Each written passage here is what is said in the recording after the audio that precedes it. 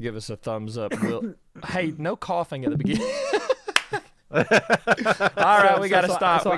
We gotta cut it, guys. So I end up clearing my throat and coughing a lot after I have something like milk or something. I'm just doing a little because my throat is very tiny. So, so I end up just coughing. My throat is very tiny. I love it. I love it so much. Okay, amazing, so amazing. I gotta make sure that this is live that we can see. Oh, here it is. Okay, it didn't show up for like a split second. Amazing. I gotta make sure that y'all sound amazing. Oh, I just saw it. Okay, sweet. All right, I'm gonna Trying to see if I can find it. I'll share it just from my Word. thing. I'll put it here so you boys can have it. Oh, that's why I was looking at the wrong channel. My mistake. No, you're good. And I'm gonna put it here. Live with our first guest. Yeah. Inside baseball time, we stream on Brooks' channel because Brooks has almost 5,000 subscribers. Honestly, And understandable. I totally get yeah. that. But when we actually and I'm gonna put it in my community tab. But we're live now, so hello everybody. Yep. Hello world. Hello. I need to pull live up chat on my phone. That's usually what we do. I would love a 3 monitor setup in the future. That's like perfectly ideal for this, but not today. With our first guest at hi, my name is Zip. Very cool. I love it. So there we go. It's later, but people stay up late, and we potentially could get completely different viewership. But there are some people that are really The sweet. lads, the boys, the fellas. Hey, Jeff we already and got Chloe. Chloe stays up pretty late. Hello. Let me see if I can come up with Chloe. another one. Oh, Jeff. Old so good to Mittens see out you. there. Lads, the boys, the fellas. LFG and Chloe. I got to come up with a name for Chloe. Clotato Chip. There you go. There you go. Very sweet. We love it. Chloe's been around for a long time. Dr. Deathwish, old Mittens. I love Mittens for Maston. His name's Jeff, but Maston is his artist name. He makes D&B, so if you like D&B, like very, very good D&B, check out Sundown. Heck yeah. Jeff, Sundown is so fucking good. I love it so much. So let me get back here. I gotta organize my shit real quick. Hold on. Okay, everything's good here. Everything's good on this end. We're cruising. We ball. Okay, let me pull up chat on my phone, and then we're good to go here in a little bit. But we'll wait Chloe, for I'm some other glad people we to are show your up. obligation. We ball. Okay. Yeah, I have no obligations other than to be Glad we are here. your obligation. Yeah, Chloe's been a good friend around for a long time, a viewer of like in our community, and just like I've gotten to know them pretty well. We're good friends. We met at cons, and Socks with Stripes. Shout out to Chloe's mom. It looks perfect. Their mom watches as well, so very nice. Dr. Deathwish is also a regular. He is like my hard game guide. Right on. He loves challenging games, and I'm one of those people that I play challenging games, but I don't like challenge. So he helps me a lot. So he gives me a lot of tips and stuff like that. So Dr. Deathwish is the equivalent of the game guides you used to have to buy from GameStop. Dr. Deathwish is my living, breathing Prima guide, and I love him for that. So it's very, very sweet for him to be here. And we'll wait we'll go a couple more minutes, just in case. Yeah. But and we'll properly introduce you when we start recording, and then so what we'll Word. do is we'll talk for a little bit, then we'll do like a chat break, and then we'll talk for a little bit and do a chat break. Just to give us time to talk, and then when people respond, and I gotta make sure I'm centered. Oh, that's what I need. I need cough drops. That's what I'm like, how could I possibly forget that? Hold on. 1 second. And also, we realized for audio listeners it's really confusing when we are referencing chat all the time and they can't see chat. Yeah. So that's funny. Live to stink another day, fellas.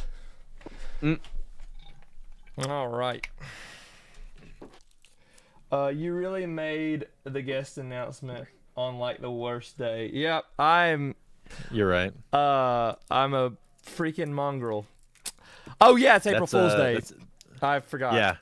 That's why. Sorry. Yeah, Chloe. yeah. That's so funny. I didn't even realize that, but we have our our April Fool Will with us today. Shout out to my buddy Gadiel. He plays music with me and he's one of my friends. His birthday's today. So there was a stream that Ian and I did. So there was a Kingdom Hearts stream that Ian and I did, and we clowned on Gadiel for like 3 hours. It's so funny. I wish that I still have the VOD saved, Andrew, of us when you came to the house and we streamed, but like the audio was desynced, and that was my fault for not checking. Oh yeah, I remember. But I still have the VOD. It was great. Andrew came over and we streamed Kingdom Hearts. We did a 3-way gameplay of.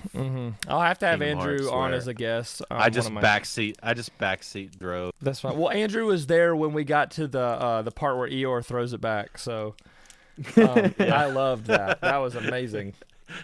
Yes, I gotta throw it down. All right. So you guys ready to record? Yeah, let's do this. So usually what we do is we give a thumbs up, and I'll let you know when we're recording officially, and then we'll start it. So whenever you're ready, Will. So sorry, I'm trying to make sure that this. Hey, quit that now. Cool. I know. I'm just the worst. I'm so terrible. Yeah, that's fine. We still love you. All right. Thank you. Thumbs up whenever you're ready, William. I'm ready. Right. 3, 2, 1.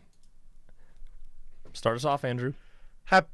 Happy Monday, and welcome back to the podcast with Andrew and Brooks. He cut out a little bit, Kings, but start it. Do it one more time. Do it one more. And Emperors. Do it one more time. I know. I'm sorry. Start it one more time. You cut it. Okay. Monday. One more time. This is fine. This is for the bit. It's because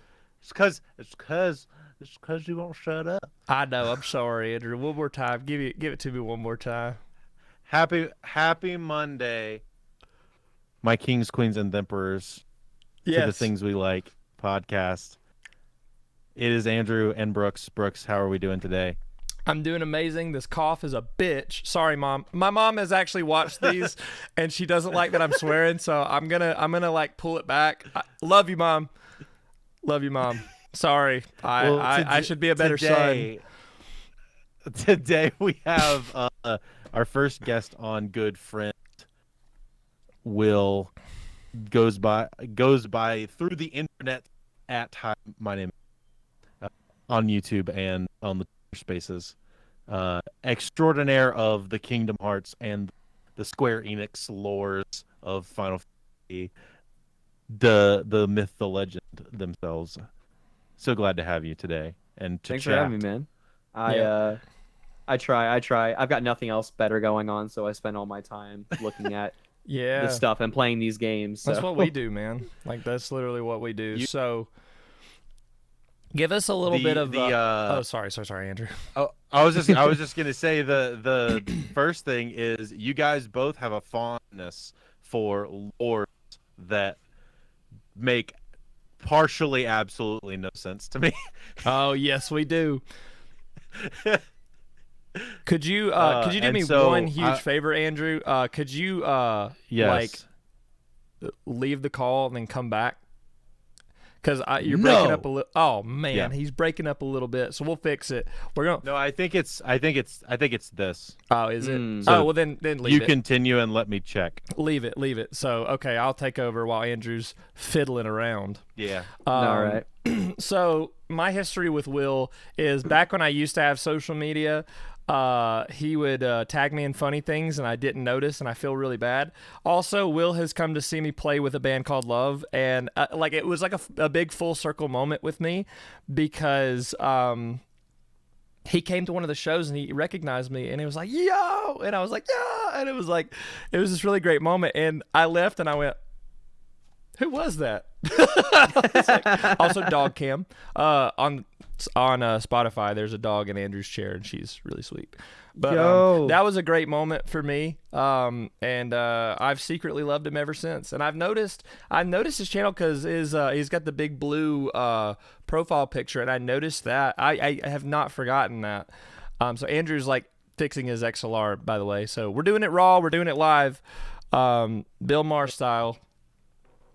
Yeah, it's Bill Maher. Okay, I got him confused with Bill. Maher. No, Bill O'Reilly. Bill Sorry, Maher. I did get him confused. I did get him confused. So my wires were crossed. It's Bill O'Reilly, not Bill Maher. Sorry.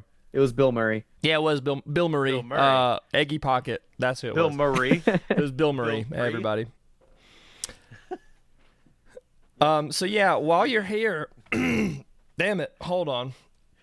We got a dog on screen. We love her. I've pet that dog IRL. So give us a little background. Crustads. Give us a little bit of a background on yourself, like things you like generally, because that's the whole name of the game on our podcast. Music, gaming, life, food, doesn't matter. Just a little bit. Oh, for sure. So, I mean, of course, like I'm a really big fan of Kingdom Hearts and Final Fantasy. I got into Final Fantasy because of Kingdom Hearts. Yep. And by proxy through all that, I got into JRPGs, ARPGs. Before, like I played video games, but it really wasn't until that Christmas morning when my older brother got a PS2 with Kingdom Hearts, and then I fell in love with gaming. Yeah. That Christmas in 2002, and so love all that. I'm a really big fan of music. I'm in 3 different music projects currently, and they're all kind of different degrees of different styles. So I mean, I love heavy music, love pop punk and electronic music, and really big into weightlifting in the last few years. So I try to be consistent with that. The last year I was committing a lot of like cookout slaughter, so that was not happening. Yeah. But I do like to lift weights. It's a big thing that is really important to me. And I mean, other than that, I mean, just like anime and reading manga and he's one of us, everybody. He's one of us. Yeah. I need to get back into the gym this week. I have a super busy week this week. My goal is to go 3 days a week. I don't do a lot of heavy stuff. I just try to eat enough to maintain I fluctuate. A healthy weight is like 165 to 175 for me. So I'm just trying to I'm going for like fit dad bod.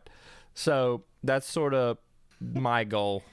That's the move, man. That's the move.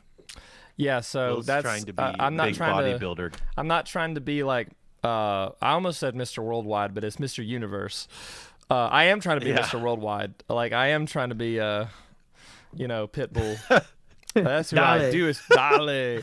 There was a guy actually that got a tattoo of a Pitbull dog with Pitbull's head on it, and Pitbull saw it and he brought him backstage and he got to meet him. So I feel like I need to do that with just with that. I need to get that tattoo, but it wouldn't be genuine. It wouldn't be like, it'd be like, somebody else did it, so. No, what you need to do is you need to get the side profile of Pitbull, but on your side profile. Yo, like half, like it's like Two-Face half from of you Batman. is just Pitbull, yeah. Half of me is, and I do like my facial hair, but like half beard and half like. Will, oh my god! Don't get the problem is like he will do. Don't get this whole half of your face has like half of sunglasses. That is awesome. Going over your eyelids and everything going back. Holy shit! He's got a pig. He's got a meme pig on his thigh. I do. I have HogChamp on me. I gotta show Will. I know he's probably seen it, but we love it. It's literally that's amazing. Yeah, wowzers. Yeah, dude. It's like that meme where it's like 911. I've been stabbed, and 911 replies with the HogChamp, just like, or it's like your son has died, and then it's like it replies with that. So it's just like holy cannoli. Yeah, holy mackerel.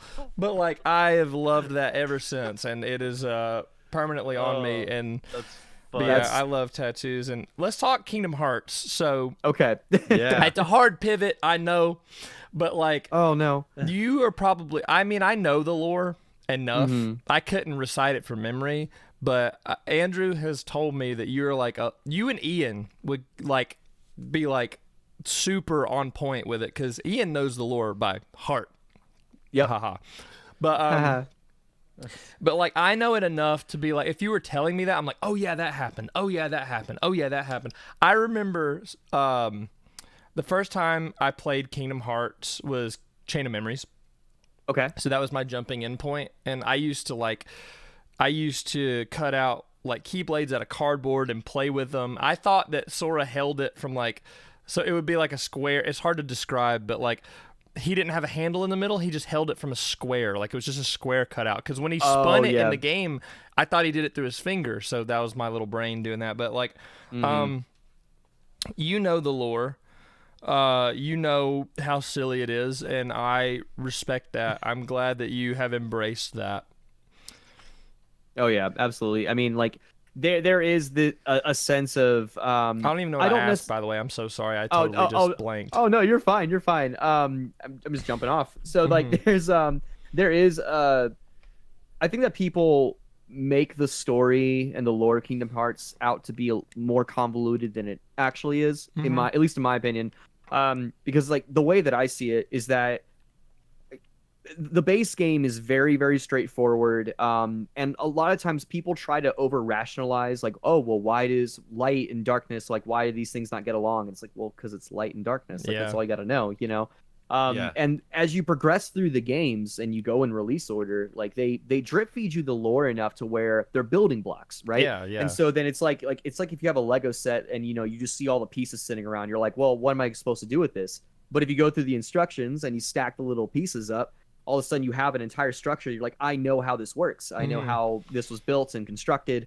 And I think the problem is too many people played one or two games and then they fell off. And then they're like, well, it's too complicated. And it's like, my guy, you just didn't play the game that came after it. So now you're confused. All you got to do is just play the next game, you know? I kind of have always felt the same way about it. Like it is silly. Yeah. But like, it's also, it is weird. But if you, like you said, you play the games in order. Like if you go from Kingdom Hearts 1 to Kingdom Hearts Chain of Memories to Kingdom Hearts 2, and that's the one downside of it is like even the mobile games matter to the lore. Like I've played Recoded. I know that shit. Like I know like I think I'm the only person I know that's ever played that on the DS. It was a remake of the DS game, Recoded. So you might be another one. You might be the second person I've ever met. Yeah, there you go. So I've played Recoded, and that game's strange, but like you said, if you just play them back to back, I mean, you may miss out on like some super nuanced details, but I feel like, I guess the core of it is pretty, here it is what it is, like there. Absolutely. Yeah. I mean, it's so you go ahead. I was going to say, do you find that like that game franchise in particular kind of struggles from console hopping a little too much? Like, because I feel like it does console hop a lot, and I feel like do you feel like you miss important things if you don't go off just the main lines? I think that's more of what I'm trying to say. Got you. Yeah. So, yeah, to a degree, and one of the reasons being is because every game is not a side game.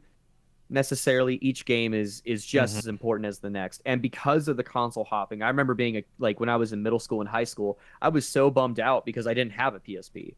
I didn't have a 3DS for a long time. No, exactly, and so like I was somebody who was frustrated by that as well, and part of that is like a lot of people try to blame Tetsuya Nomura, the creator, or the creative director of the entire series.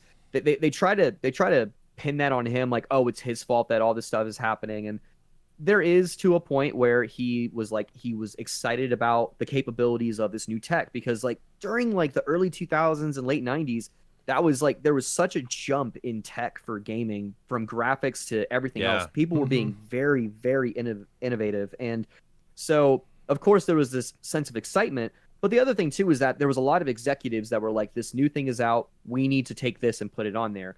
I would have to find where it was, but I remember reading somewhere that apparently Birth by Sleep was supposed to be a PS2 game, but because of the PSP being fairly popular, especially in Japan, they were like, we need to put this on here, so condense it down. I have a lot of issues with Birth by Sleep as a game. I think as a story, it's wonderful. It's basically Star Wars, but but like I love that game, but I also have a love-hate relationship with it. Okay, because I feel that its potential wasn't realized.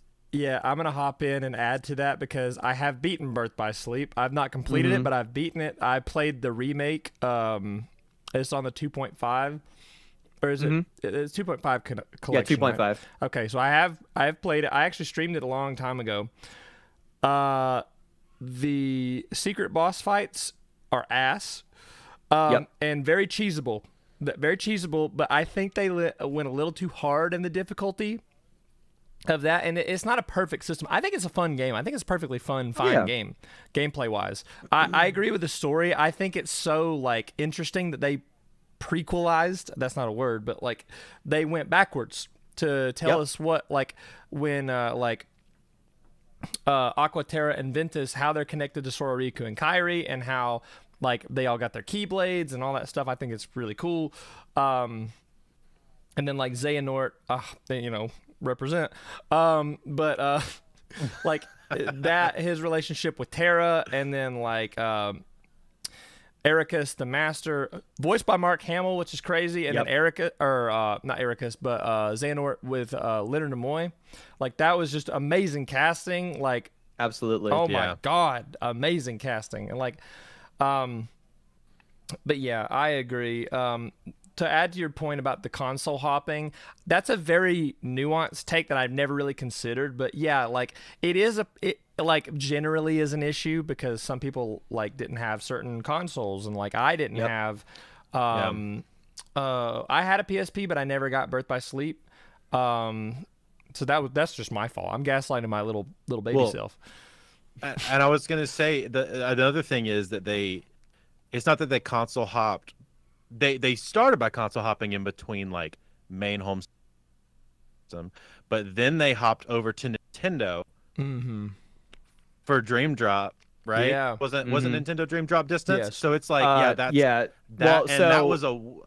was a total left turn from the mainly Sony based stuff. They also had that they have been 358 doing for for 2 sure. days, which was on the DS. Yes, that was the other one.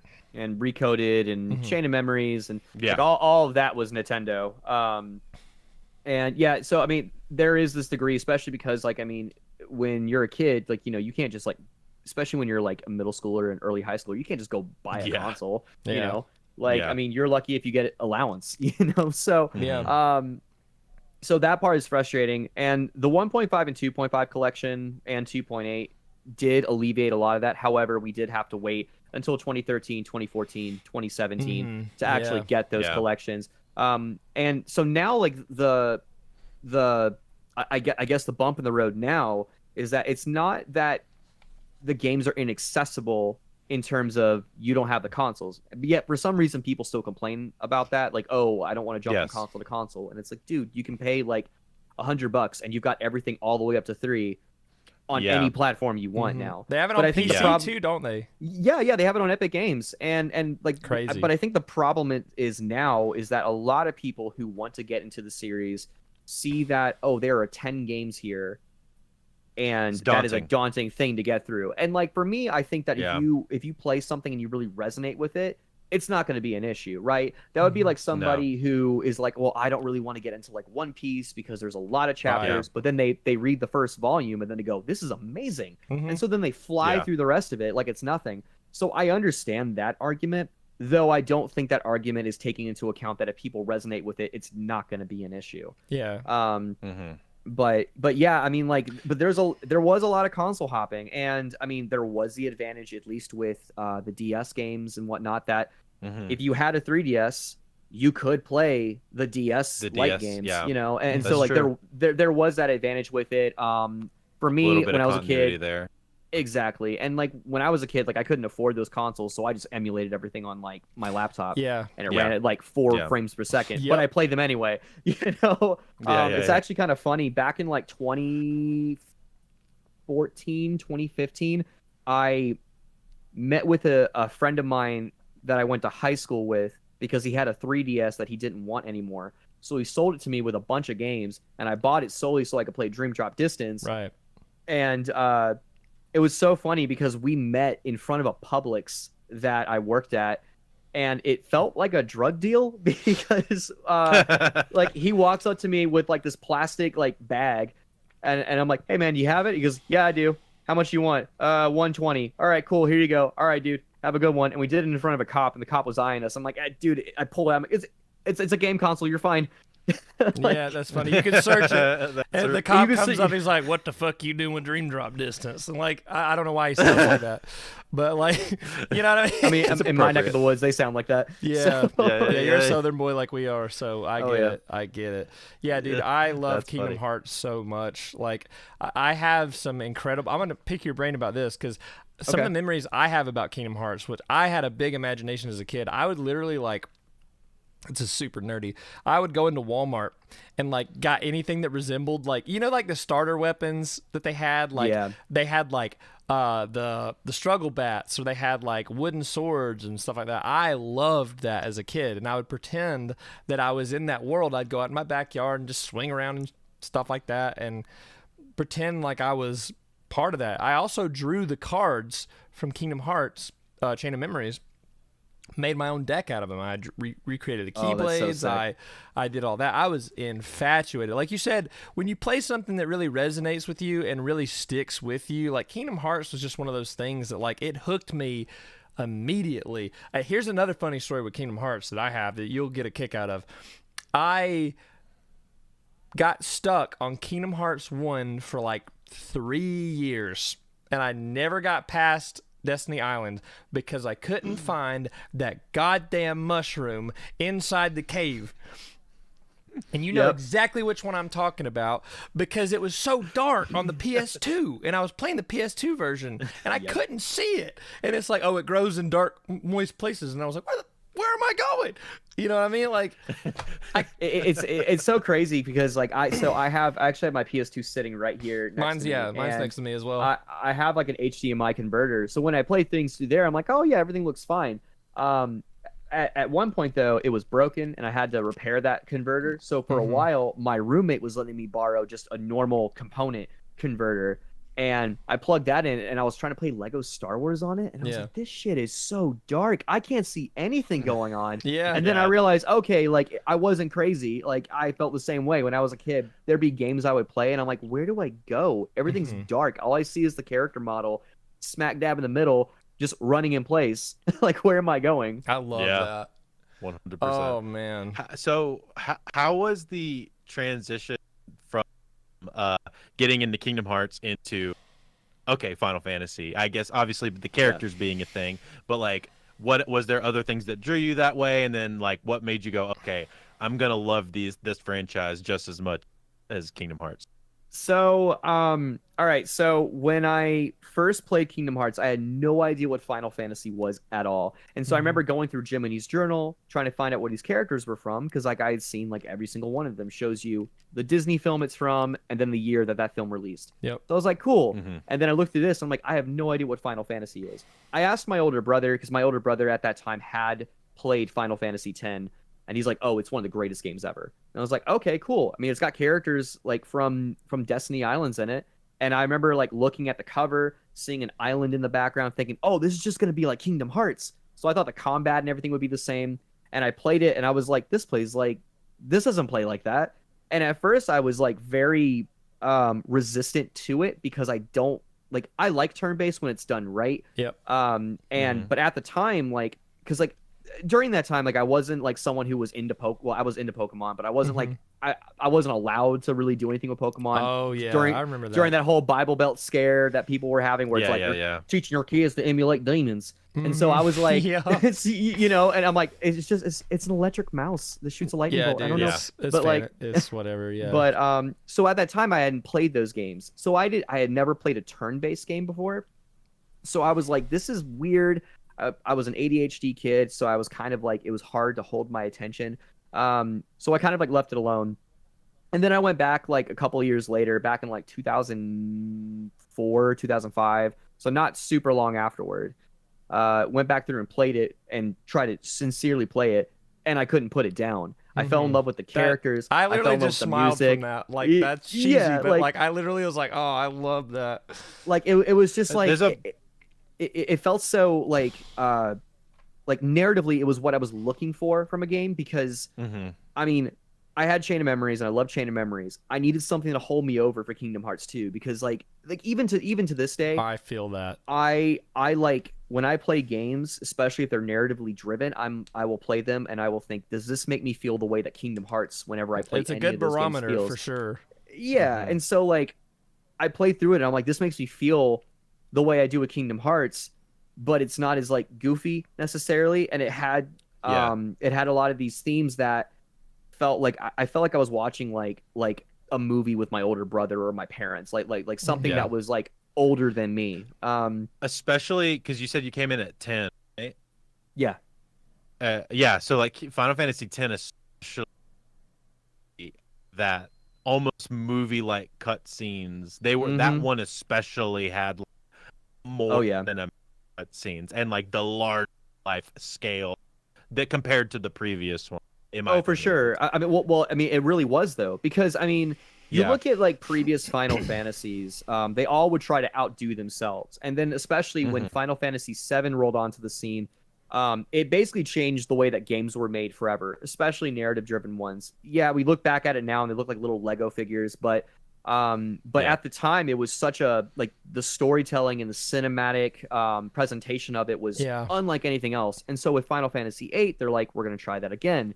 And then when Final Fantasy IX did the same thing, but with 10 it was the first Final Fantasy to have any voice acting in it whatsoever, which was a massive, massive deal. And when you compare that to say, I mean, Final Fantasy IX you could compare it to, but it was more chibi. If you were to compare it to something like Final Fantasy VIII, the jump in graphics was so massive that it just caught people's attention. And of course, like I will say as an aside, because of things like that, this is something that Naoki Yoshida, who is the creative director for Final Fantasy XIV and the producer for 16, he talked about this, where because of those metrics that Square Enix kept setting for themselves, they ended up having this very unhealthy relationship with graphics, to the point where like you would look at something like Final Fantasy 15 back when it was Versus 13, or Final Fantasy 13. They would do this whole thing where they would create a trailer that's a big cinematic thing, and then they would just then show the logo. But at the time when they would show those were just concepts. Nothing was set in stone. It was all about trying to wow the crowd to be like, this next thing is going to be prettier than the last one, and it's going to be even grander than the last one. And they started to kind of lose touch with what people really connected with Final Fantasy, at least broadly, where people were like, we just want compelling stories, wonderful systems, exploration that feels intentional and sincere. And I think I don't like, I'm of the mind that I don't really think there's any bad Final Fantasy game. I haven't played 2, so maybe I'm wrong, but I have, and it's a little janky, but I don't think it's bad. Yeah. So like every Final Fantasy has its merit. I'm not of the mind that there's a bad Final Fantasy. However, when it comes to the broader resonance that a game is going to have with the broader audience globally, they're going to decide what's good and what's not. I like Final Fantasy 15, but Final Fantasy 15's got a lot of problems, and a lot of people call it a gas station simulator because it's just big open wide world. There's not really a whole lot in it. It's just big empty space. And it kind of fell through the trappings of what open world games from the likes of Ubisoft and other people were doing. I see. Yeah, because that was like a thing. Because when Assassin's Creed came out, it kind of just set this precedent. And it's like, oh, this is kind of what gaming is doing now. Because like everybody loved Assassin's Creed, and like whether you love Ubisoft or Assassin's Creed or hate them, those games sell. You know, people buy them. People buy millions of copies of those games, and they did something that, like, I think Elden Ring came in and Breath of the Wild came in and like whipped its ass, you know, and like it was like, they cracked their knuckles and are like, here's how it's done. Let me show you how it's done. And like, because the formula was kind of getting stale, just from my knowledge, and I have like a very baseline knowledge of this, and what you're saying is correct. Talking about resonating with people through Final Fantasy and stuff like that. First of all, have you seen the old JonTron video where it's like Final Hallway 13 where he's like, hey, try going right. And he goes straight. And he goes, hey, try going left. And he's like, I can't play the game.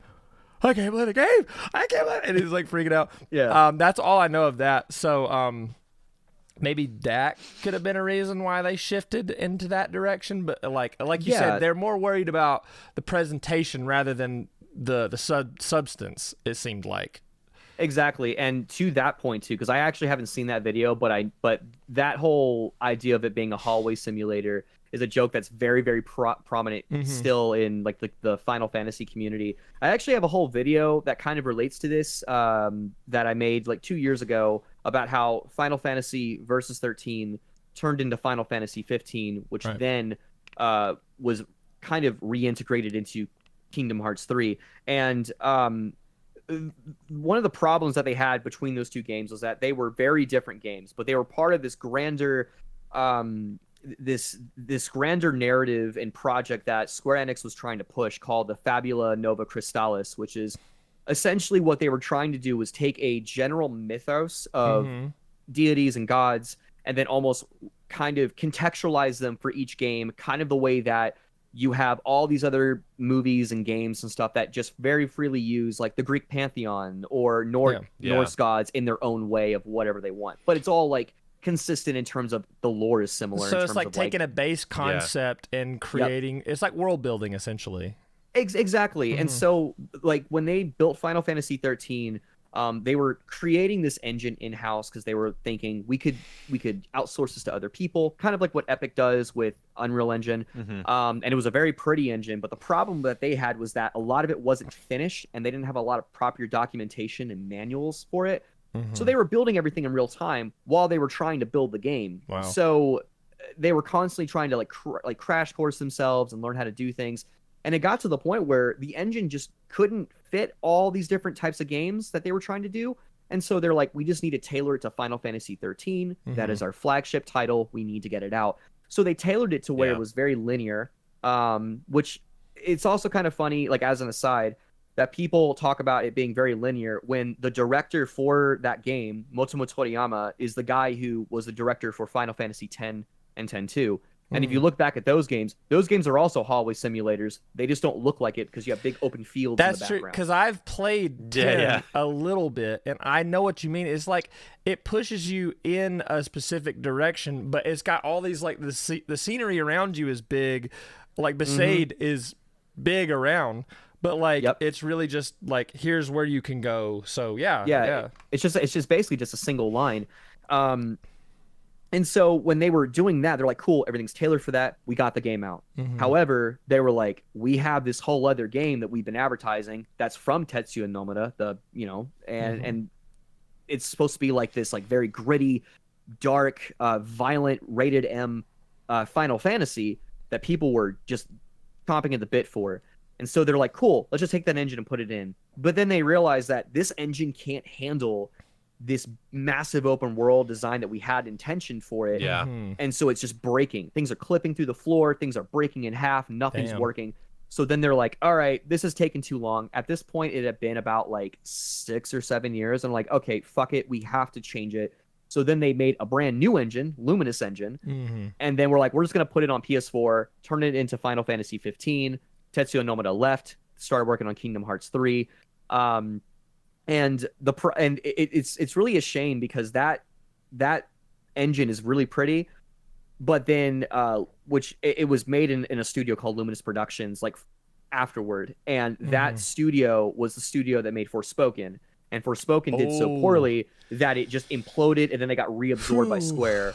So it was just all this money and all this time and effort, because like even like with, you look at Final Fantasy 15, they spent about a decade working on this project from 2006 or 2005, I guess, when they announced it, all the way up to 2016 when they actually released the game. And even then they had all this DLC. So there were people that had been working on that game for a decade who still weren't done with it after it released. Oh my God. So they were making all this DLC, and the DLC was good.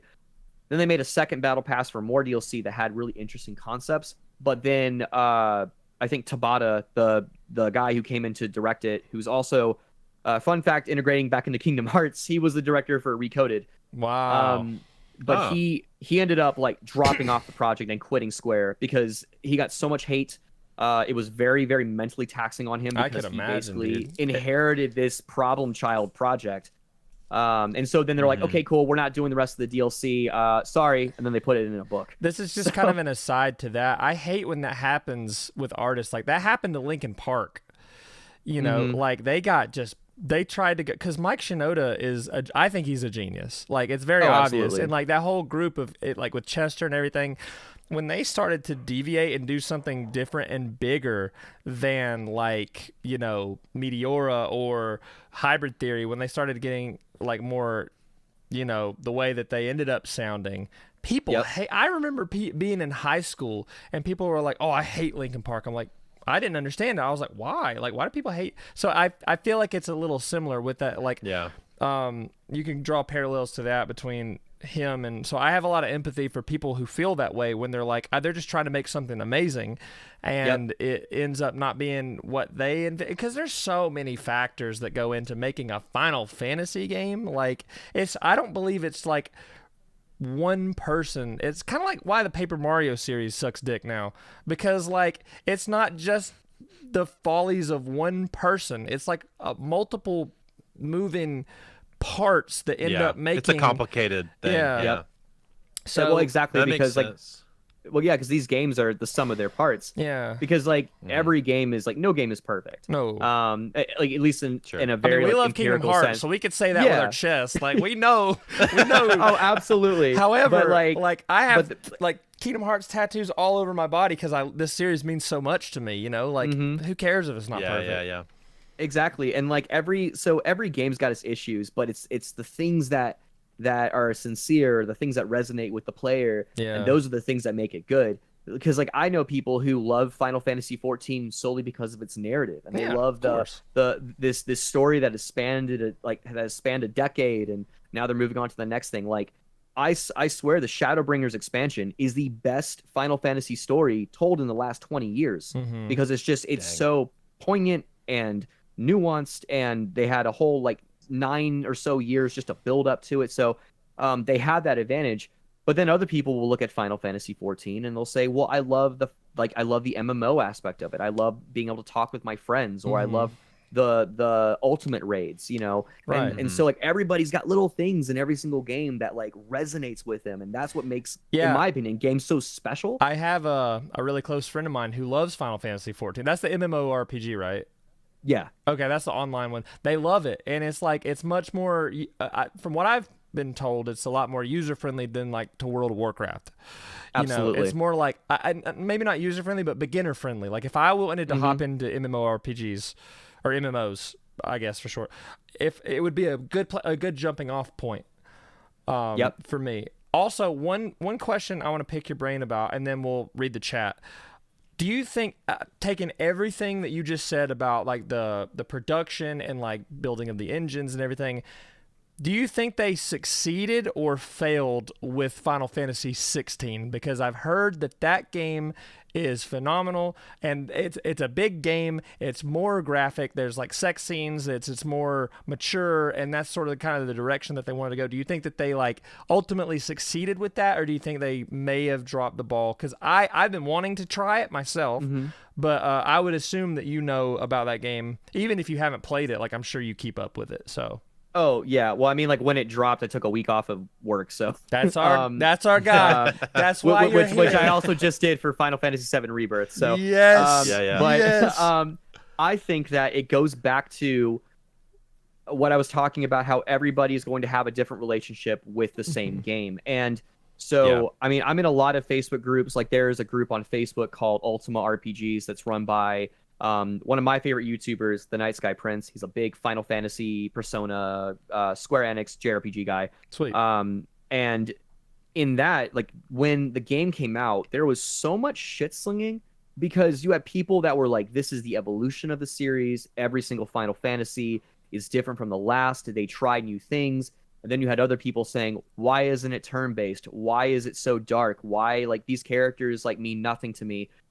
Like I think that, in my mind, Final Fantasy 16 succeeded, but when you look at something like, if you look at old school fans who really love that turn-based 4 dudes standing in a row type stuff, like it's not for them, right? Or you have other people saying that it's a Game of Thrones clone, which I haven't seen Game of Thrones. I've heard that it's kind of similar in certain aspects of the story. But I mean, I loved it. I loved the fact that Final Fantasy went back to being high fantasy again instead of being like a cyberpunk kind of like steampunk thing. Yeah, I love like that it went that back to its roots. And then, like, Final Fantasy is not limited to, just that, because, I mean, in Final Fantasy VII, you have, like, big corporations and, it's funny, Ian's calling me now, but I'm not going to answer. Love you, Ian, but no, I got something to do. But, I mean, like, you think of, oh, sorry, go ahead, Andrew. Well, no, you go ahead. Oh, I was just gonna say they have like Geneva, and it's like there's a lot of technology, and like it goes from because like the earlier Final Fantasies from like 1 to like maybe even like 5. I mean, even 1 has technology. You go up and you fight Tiamat, but you go up into the sky and there's robots and X, Y, Z. There are like sci-fi elements ever since from like day 1. There's an entire game based off of it being in robots. Yeah, I mean, Final Fantasy VI, you start and you're in the mechs, and you're walking in the snow. Like it's like it's a part of its identity, but it's like it never leans too heavily into that, or like generally never leans too heavily into that. It's a mixture of medieval and like magic and fantasy and sci-fi, and that's what it's always been, and it's always endearing because of that. So, but so before we get into chat, I would love to ask Will. Last question. Yeah, go ahead. And that is, if you're talking to somebody who wants to get into Final Fantasy but has never played a Final Fantasy game, good question. I need this. Where to start? Where to start? It's it's kind of loaded. And I know that's a very nuanced question. Because it's really just going to depend on the person. You kind of have to figure out, okay, what kind of, like, first of all, do they want turn-based? Or do they want something that's more real-time in action, right? Right. I would say if they want something that's more real-time action, maybe do Final Fantasy 16 or do like 16 or 15, or the 7 remake trilogy is a wonderful place to start for that. And then you can also ask them like what kind of aesthetic they're looking for. Are they looking for more high fantasy? Then maybe something like 16 or 3 or something would be really good for them. Or if they want more sci-fi, they could go with 7 or 8 or like games like that. So it's all like kind of contingent on just kind of what they're looking for in their game and what their taste is, because there's a Final Fantasy out there for everybody. That's what I love about it so much. And like I've noticed that, and I've really been itching to get into the real time, because we love Kingdom Hearts, so it translates over to the more real time action gameplay. And I mean, I love the turn-based stuff too. It has its place. I mean, it is dated, objectively dated, but it has its place, like. Oh, absolutely. And they have like they change it up a little bit. Like in 6 you have like a bar, and you can make it don't you have the option to switch between like pure turn-based, and then you could do like the real-time sort of hybrid, like where like the meter charges up and then you attack, and then you have to like do that and all that stuff. That's the ATB system, the active time battle system. Right. The whole idea back then was like they were like, how can we make this feel more intense to where it feels real time but it's not? And a lot of that was because of tech limitations, right? Yeah, that makes sense. And that's the thing too, is that a lot of people want to say, though, this is the heart and soul of Final Fantasy, and I kind of disagree, because I feel that a lot of you look back and you look contextually at a lot of the systems that were put in place back then, and a lot of it is just because they had tech limitations. Like you couldn't play necessarily like real time. I mean, you could technically with things like Zelda, but on like a SNES, right? So there are certain things you could do, but not to the scale that they wanted, where you have multiple people to choose from. But like I think that turn-play exactly, and I think that like turn-based still has its place. You look at something like Persona or Shin Megami Tensei, like those games still are turn-based, but they do it in a way that feels novel and feels engaging and exciting, and you don't feel like you don't feel like you're just, oh, I'm interrupted again. Now I got to figure out what to do and make this thing last and go through the animations. You actually feel like you're being drawn in because of those games, because they find ways to visually and mechanically pull you in and make you feel engaged. I love it. Well, and if you like those kinds of games, those still exist in other formats like Live Alive and those kind of like those 2D, 3D like merger games. Oh yeah, the HD 2D stuff. Yeah, the HD2D stuff, dude, and they're so sick. And some of those games are very what's that other inspired game? by Octopath? early Final Fantasy. Like that? Dude, Octopath Traveler, Octopath 2. Traveler, Bravely Default. Like, if you want a game that feels like Triangle, so good, Triangle dude. Strategy. Triangle Strategy. Like, if you want games that are still have a Square Enix DNA in a lot of ways, and even like a lot of the systems, because a lot of the magics, a lot of the magic names and everything are still like the same. You can go play Octopath Traveler and Bravely Default, and they're pretty much Final Fantasy in everything but name. And so people can still like play those games and play new stories and experience new experiences that have some modern some modern sensibilities that are integrated into old school design. And so there is still stuff out there for people to enjoy from Square Enix that feels like old Final Fantasy. Yeah. In the same way. It just doesn't say Final Fantasy in the name. Yeah, I love that. So let's hop into chat real quick. So we're gonna start from up to Chloe says very cute dog. Yeah, and then Andrew says thanks. So true, he will run with anything. That's true. I'm a menace. It's already being drawn. It's already on his skin now. Hog champ forever. Dr. Deathwish says I had an Atari when I was younger. I guess I'm the oldest generation when it comes to games. Dude, Atari, Pitfall. Pitfall is still badass. Like, I don't care what anybody says. Pitfall is awesome. Tristan. Some of those games are unnecessarily hard. They are. But, I mean, that's just the way they used to be. That's a whole nother can of worms. But Tristan says speak for yourself. He was probably roasting me, but that's fine. He has the pass. Russell, Carp, a bit late for me. I used to pretend I was in a game called Archlord. I had a small hatchet, ended up chopping a tree so often it fell down. Yeah, that's kind of how I was with like bats and stuff. I'd go out and pretend I was like struggling, like in a struggle tournament and stuff. Yeah. I've been playing Final Fantasy since I was like second grade. 10 and 10-2 were revolutionary. This is all Russell, by the way. They really were. They really were. Sorry if I'm going kind of fast, but story-wise. Yeah, no, you're good. Graphics-wise, story-wise. I'm speedrunning the chat portion, but it's awesome. The span of 10 and 10-2 was crazy. I remember, especially. I remember a friend of mine a long time ago in like fourth grade having 10-2 on his PS2 in his tiny little room. Oh, excuse me, in his tiny little room. But in 7 there was Shinra Corp. That was Geneva is like I may have misspoke. Geneva is like the. Help me out. I know the name. The mom.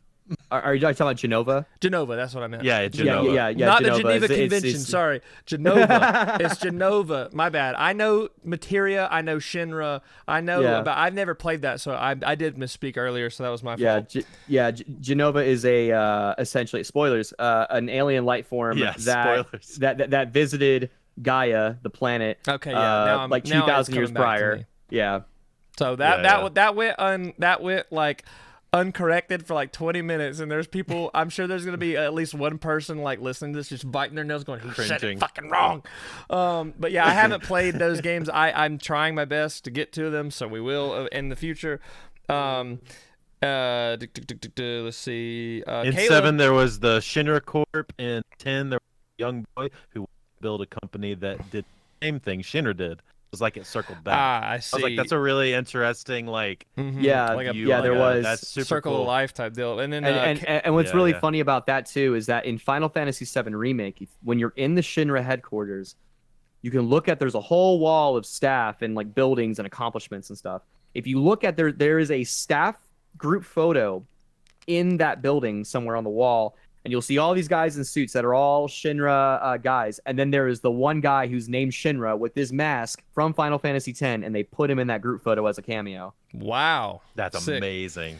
Also, Nacho Walrus is my friend Caleb, and he likes music, and he likes going to shows. He was probably, I don't remember, Caleb, I don't remember if you were at the Woe Is Me show when we played, but Will was there. He's a big music guy, show guy, too, so you two would get along very well.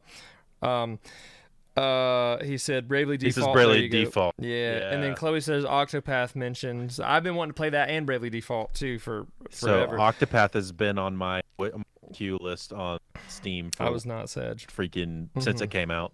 It's so good, man. Also, he said, I think we're also failing to realize that one of the largest franchises in the world is turn-based is Pokemon. So yeah, that's no, absolutely, it's yeah. the largest in the entire world, which is crazy to think, and it's turn-based. So, but then again, like that also gets into a nuanced conversation of like, well, it's been around forever, and the formula hasn't changed until our Legend Arceus. So I was gonna say they are also shifting their. They're working on necessarily in the combat portion, but they are shifting. They are, yeah. It's starting to move, and we're starting to see it. AZ looks amazing. Also, Angie, shout out to Angie. We love Angie. She's a big part of the community as well. This is our friend Will. We're doing our first guest appearance on the podcast, which I've been loving this, by the way. We might go over a little bit, but I don't care because I love picking his brain about games. Tristan says, I grew up with an N64, but was around during older consoles. Banjo-Kazooie and Tooie are my heart and soul. I have an actual hard copy of both of them, and I love those games as well. Tooie is hard, and it was a little confusing for me, but Banjo-Kazooie is I think that's a perfect game for what it is, like a platformer. I loved Banjo-Tooie. Oh, it's amazing. It's so good. It's got the adventure thing that Legend of Zelda does, where it's like the world is so big, and there's so many little Easter eggs to find, but if you want online, you can also. It does the thing I think what you were talking about nowadays don't do, because they either do hallways or they do the massive spread of land, and I actually think Banjo-Tooie is a really good example of the thing that does both of those things very well. You're so right. Because to complete certain objectives, you actually have to go between different places, so you actually do explore world itself to complete the game, but there is a very strong, up till a certain point, is a very strong next level, next level, I agree. next level, and then to a point you actually have to start backtracking and doing all of these other like missions to get to further yourself to the point. Dr. I do love that Deathwish game so much. Sorry to cut you off, Andrew. Yeah, stop talking. No, you're good. I'm just kidding. I remember Dr. Deathwish says, I remember playing the first Final Fantasy on his IBM computer. That's wild. That game's hard, and I'll get into that. And once I'm done with the chat for now, I have a few more questions for Will, and then we'll hop into some more music-related stuff, because he's also a musician, and I want to pick his brain about music because we love music. Caleb says, watch Advent Children. Russell says, I was supposed to be in the same timeline as 7. He was talking about something else. Angie says her favorite game of all time is Sly, which is Sly Cooper is a great series. I love Sly. I really wish they would make another one, because I feel like Sly especially is a franchise that could do really, really well right now, because I feel like a lot of games, especially from PlayStation Studios, are feeling pretty homogenous personally, and I like it. I like that formula. But it's getting to a point where I'm like, I just want them to do something creative. If they dropped it now, people are nostalgic for it. So, and what you were saying about games resonating with people, that's basically what Angie says here. It's like the story, the characters, everything about it, the gameplay, like it resonates a lot with her. So like the same for you in Final Fantasy. It's just like, and Kingdom Hearts, there's these games that we grow up with that really touch us and really affect us. So also that style of platforming isn't been touched. Yeah, in the last like platformer 5 or so years. Yeah, I love the original Sly Cooper for sure. And I think that's it. It could, like you said, be brought back, freshened up a little bit, cleaned up, make some of the mechanics get touched up a little bit, maybe lean into the stealth a little bit in areas, and a little more into the platforming in some other areas, and you could really make a game I think could crush right now. Like I really agree with that statement. That's a good take. Because like you look at a game like Hi-Fi Rush, which as far as I know is not a platformer, but it has like that cartoony style, and it feels like a game that would have come out on the GameCube. And that game did, I mean, it didn't meet the metrics that Microsoft had set for them, which, you know, corporate whatever, but when you look at a game like that, that game resonated and people were clamoring like, I really is it similar to Jet Set Radio? On PS4. Yes. I don't. Well, I guess so. In art style, it, kind of. But I got. But yeah, people looked at that game. And they're like, I just really wish that was on Nintendo and on PlayStation. And now it is, which is like really, really cool. And so like people are like younger players and people who were kids back then are craving games like that, because everything now is like well, not everything, but a large majority of things now, if you're trying to get like a AAA experience, it's all hyper realistic. You know, off center, camera over shoulder type stuff. Hold down triangle to move the wall. Yeah. Like you know, and like that has its place.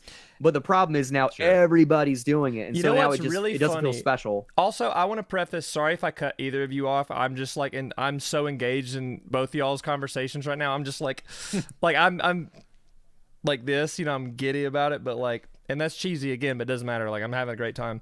But it's funny you say that about AAA games, because AAA games are shitting the bed right now. And games like Baldur's Gate, Helldivers 2, and like Elden Ring is like, that's one of the last great AAA title games that came out, because Elden Ring was literally like, hold my beer.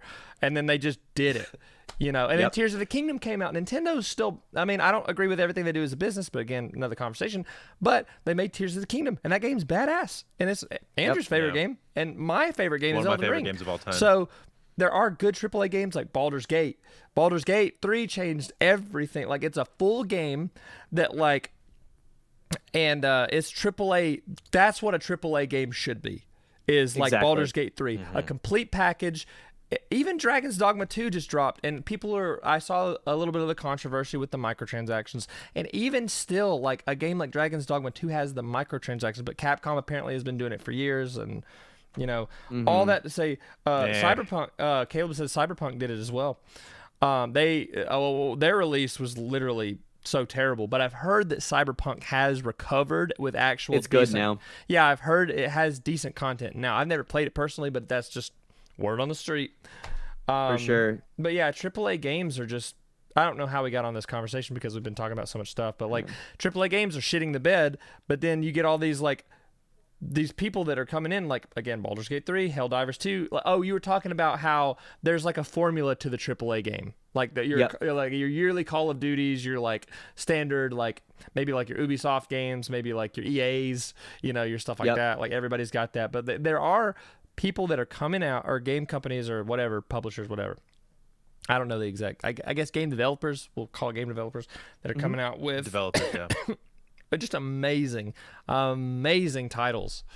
And so on that note, I found a game today that I actually want both of you guys to see, because I feel like you're going to really like it. So Brooks, I'm going to need you to pull this one up. Got it. It's called Pepper Grinder. Okay. Yeah, I saw that. Okay, yeah. Dude, this is a very good example. This is a good example of a game that, in my opinion, takes the platform thing. Is there gameplay or just the trailer?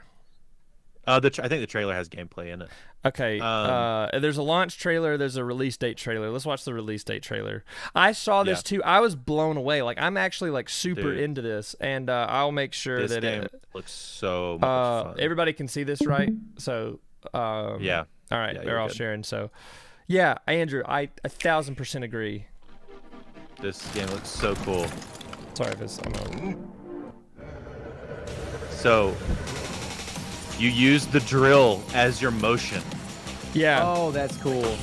It looks amazing. I haven't seen the graphics until now. Like, this looks great.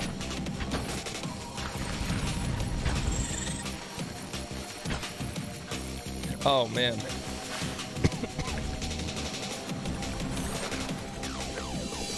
And you use like the drill in so many different ways, and you get upgrades for it and stuff. I gotta play this.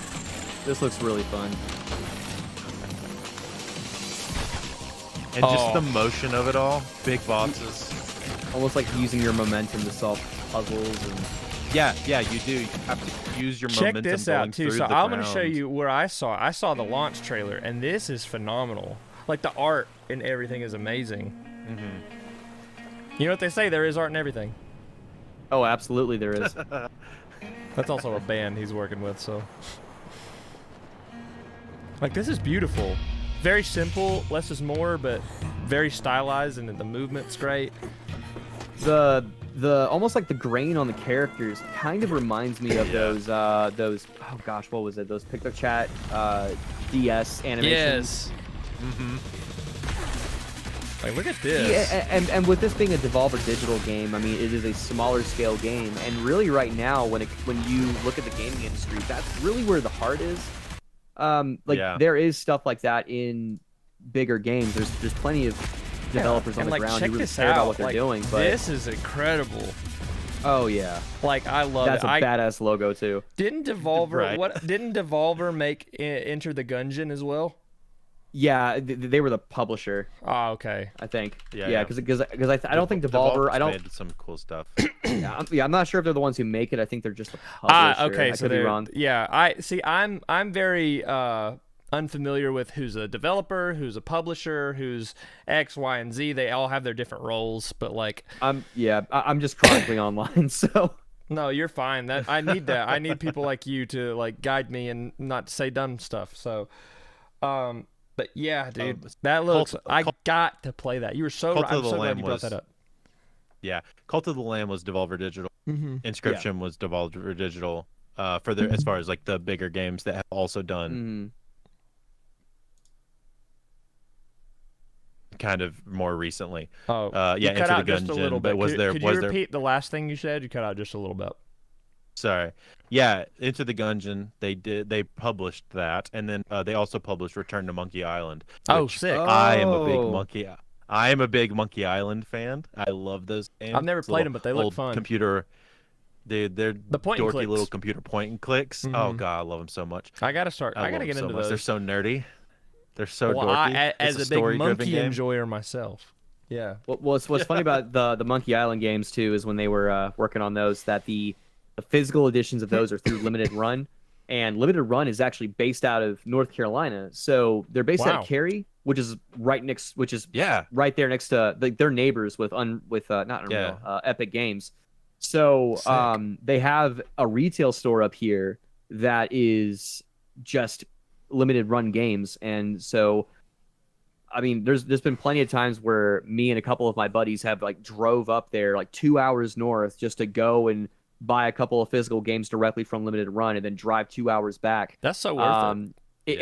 It's so cool because like if you walk in there, it feels like a 90s video rental store. They have like the crazy shaped like carpet, all the pink neon. It is really cool, and they have a really close relationship with Way Forward Games. Those are the guys who make the Shantae games. Yeah. And so anytime a Shantae game comes out, they're the ones who exclusively make the physicals for it. So like for example, there was I can't remember the name of the game, but there was a lost sequel that Way Forward had held on for years that they wanted to put on the Game Boy Advance, but at the time it didn't, like the first Shantae did not make enough money to justify, so no one wanted to publish it. They held on to the build forever, and they are now working with Limited Run again, and they're now printing actual Game Boy Advance cartridges that they're taking pre-orders for, that people can just get. And eventually what they're going to do is once those run out, they're going to go, cool, now we'll put it on the Switch and the PS4 and PS5 and whatever else. They don't really do a whole lot of Xbox stuff,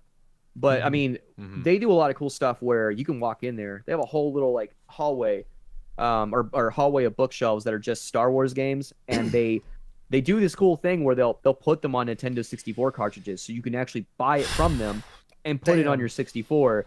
But they'll put them in like those little plastic like action figure cases, as if it's like you're going into Walmart. You're speaking gospel to me. Also, shout out to Laura, new viewer. Thank you for showing up. Haven't seen you around, but yeah, we're just talking games, and I have a question. Again, not to derail what you were talking about. No, go for it. I'm just infatuated with what you're talking about. I love it. I'm having. If you couldn't tell, I'm having a fucking blast, and I could talk to you. I could literally pick your brain for like days about this kind of stuff. But anyway, let me ask you one more gaming question, and then I want to hop into music. Okay. So I know we've talked about. Oh, it's Chloe's mom. Not Socks with Stripes anymore. She's going full blown Laura. I love it. That's so sick. Okay, I know that. She's not new. She's great. Shout it. I'm in me mom's car. Broom, broom. Get out my car. Cody Ponce, what's up, dude? But anyway, sorry. Thank you, Laura. We love you. I do. The most. These guys don't matter. Anyways, so let me ask you a question. I know you're a big Kingdom Hearts JRPG, like RPG guy. What are some other RPGs that you would recommend outside of, because I've played a few. I've played some of the Dragon Quest games. I've played Chrono Trigger. I've played Secret of Mana. I've played Golden Sun. Not a lot, but I've played these games before, and they're more old school. And then there's like Tales of Symphonia, which Andrew loves. I love Tales. And then there's me and Will have talked about our love for the and games. then there's so many others like that. So, what games? And it doesn't have to be a specific amount. Just any games that you could think of that you would be like, oh, somebody new to JRPGs would really like this. Oh, for sure. So I think that if someone wants to get a taste of what like the pinnacle of old school JRPG was, now granted, I have never played Dragon Quest, so I can't really speak to that. I played a demo for 11, and I was like, this is amazing. It plays like 12, which is my favorite Final Fantasy. Right. But I never got past that because I was poor. Yeah. But I think that if you want something that was a very special project that came out during that era, Chrono Trigger, bar none, absolutely. It is R.I.P. that R.I.P. it is that Akira game for real, Toriyama. dude. Yeah, because that Oh, was the cool thing about it was that it had Toriyama doing the artwork for it. Oh, it's beautiful. And then you had Sakaguchi, the creator of Final Fantasy, and I cannot remember his name. The creator of Dragon Quest, and they were working together to create amazing. that game. And then I think I didn't know the Nobuo Dragon Quest Uematsu guy was in it. Yeah. So they both worked and directed it together, Amazing. and which is one of the reasons why it was so incredible. And not all the music, but a lot of the music, as far as I know, I could be wrong, was also done by Uematsu, who was the guy who did all the Final Fantasy music up to that point. So it was just this like perfect storm of just it was just like this perfect storm of just like all these things that these guys had like kind of paved the way for, and going, let's create this game. And it's just a beautiful game. The sprites are beautiful. I have been clamoring for them to put it on Switch, and I don't know why they put Chrono Cross and not Chrono Trigger. That makes me mad. Yeah, that is annoying. So I think that, but I think if someone was wanting something a little bit more modern as a JRPG, then the Persona series is a no-brainer. I think that agreed. I have played through Persona 4 Golden and Persona 5. I have a save for Persona 5 Royal that I'm not done with. I'm like 110 hours in, but I'm trying to do everything in Our that. buddy now Frank loves Asteroid Mania videos. Like, he loves Persona. He streams those. Like, dude, if he's not doing Persona's Pokemon, he's shit. doing Persona. Yeah, I would love to get into those. It's such an awesome game, and it made me fall back in love with turn-based games, because for a while I was like, great. Dude, why would I do that? I can just like play real-time stuff. And I'm right now, on my Twitch channel, I started playing for the first time Persona 3. Nice. I'm playing the FES version, which is essentially like the Royal version, on my PS2. And eventually cool. I'll go back and I'll play Reload, but that's gonna be a long time later, because like this game's gonna be long. I really think that like Persona is one of those games. Of course, games like Live Alive or Triangle Strategy, a lot of those tactical type games are really, really solid. Yeah, that's sick. Those are like the games that I really resonate with when it comes to like if someone wants to get into those games but they don't want to play Final Fantasy for whatever reason, they could get into those games and have a great time. Andrew's especially Persona 5. He is itching to say something, and I want to know. Can I give you my take? Yes. Come on. The reason that they haven't put Chrono Trigger, the reason they haven't put Chrono Trigger on Twitch yet is because I think they're gonna do an remake. I know people are tired of remakes. I know they're tired of it. But like what they did with Super Mario RPG. That's what I was gonna say. I was like, the new I've been itching to play the new Super Mario RPG, because I've played the original one like a very seldom amount. Well, a small amount. They have all the original. They have all of the original models. Oh yeah. They have all of the original sprites that Toriyama did. What a tribute to him that would be. Clean up the line work. It would be to me like fist pump of Nintendo to Toriyama if they. I actually happens, because Also, that's what I hello, think. Chaz. Thanks for showing up. But yeah, I totally agree. Andrew, I think that would be such a great tribute to Toriyama. Is just like, let's take Chrono Trigger. Well, they did. Boom. Yeah, they did a similar thing with Secret of Mana, but it wasn't received very well. But if they took their time and really polished it and made it like as close to the original as possible while also making it accessible, I think that would be huge, especially obviously not to capitalize on his passing, but to honor his work, because he did out of other respect. Yeah, 100%. he did other things other than Dragon Ball. Like, he's responsible like for the art for Chrono Trigger and like Dragon those Quest. Dragon Quest as well. He did the art for those games, and like he is such a prolific artist that like I think it's time. I think it's about time to have something like that come back into the gaming. Ian would be like zeitgeist, but it's true. It's the word to use. Ian and his big fucking words. I love him. I love him so much. Well, speaking of Ian, let's talk about some music stuff. Yeah, absolutely. Go for it. You asked the first question. Will, you are in a band. I would like you to tell me about your Charlotte band. Yeah, then even then, like, okay, which of the Charlotte bands? your most active Charlotte band. Yeah, okay, so I am the vocalist for a band called The Dirty Lowdown. Love it. And we're kind of like, I don't really know what our style would be. I've shown some of the stuff we're working on to people, and people have said, "Oh, you're pop rock, or you're pop punk, or you're post hardcore, or you're swancore." And I'm like, we're just music. I don't really know what, like I don't really know exactly what we are necessarily. Alternative, essentially, just whatever, we are a rock band. So it's a really cool project. I joined that project later. I joined that one in the end of 2022. They have parted ways with their old vocalist, and so then I joined, and I had not been in like a full-fledged band in probably 5 years up to that point. I was actually coming up to. And you go ahead. Sorry. Previously, you were just. I was just saying. Previously, also the first time you had been in like this level of active band, mainly. Say that one more time. Sorry, you broke up again for me. Maybe prior, you had just been mainly a screamer in those other. Yep.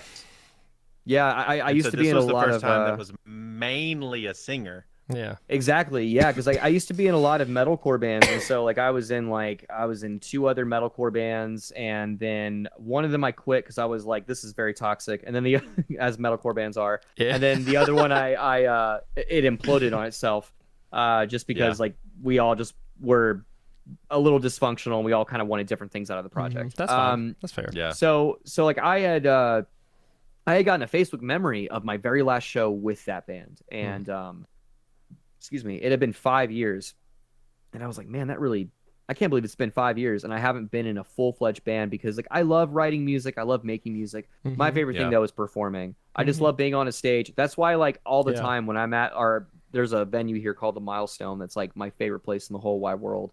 And every time I go to a show there, if my homies are playing, I always do a mic grab, because I want to be on stage and just yell into a mic. And and so I had realized that, and I made a post about like, I can't believe it's been 5 years. And then the guitarist for the Dirty Lowdown, the lead guitarist rather, Quinn, I don't think he saw that post. I think he had talked to a promoter that we're all mutual friends with in Charlotte, and they're like, we're looking for a new vocalist. We're trying to find somebody. And said, well, like, have you hit up one of the guys from There's Art and Everything? And he looked at Matt, and he's like, oh, Matt lives in Atlanta, so that's kind of not an option. He hits me up and he goes, hey, would you like to audition for the Dirty Lowdown? And me being someone who had watched the Dirty Lowdown multiple times, was ecstatic. I was like, and kind of humbled to have been asked to do so. I love that. So I was very excited. I paid like, I was trying to find a way to like record myself singing with an instrumental they sent me. However, the only app that I could use that would allow me to do so was Snapchat, and I didn't want to try to hold my phone in focus and try to focus on singing. So I paid I searched through the app store, and I paid like $5 or $10 just to use an app for like one shot, so I could just like press record, put it away, play the music in the background, and just sing.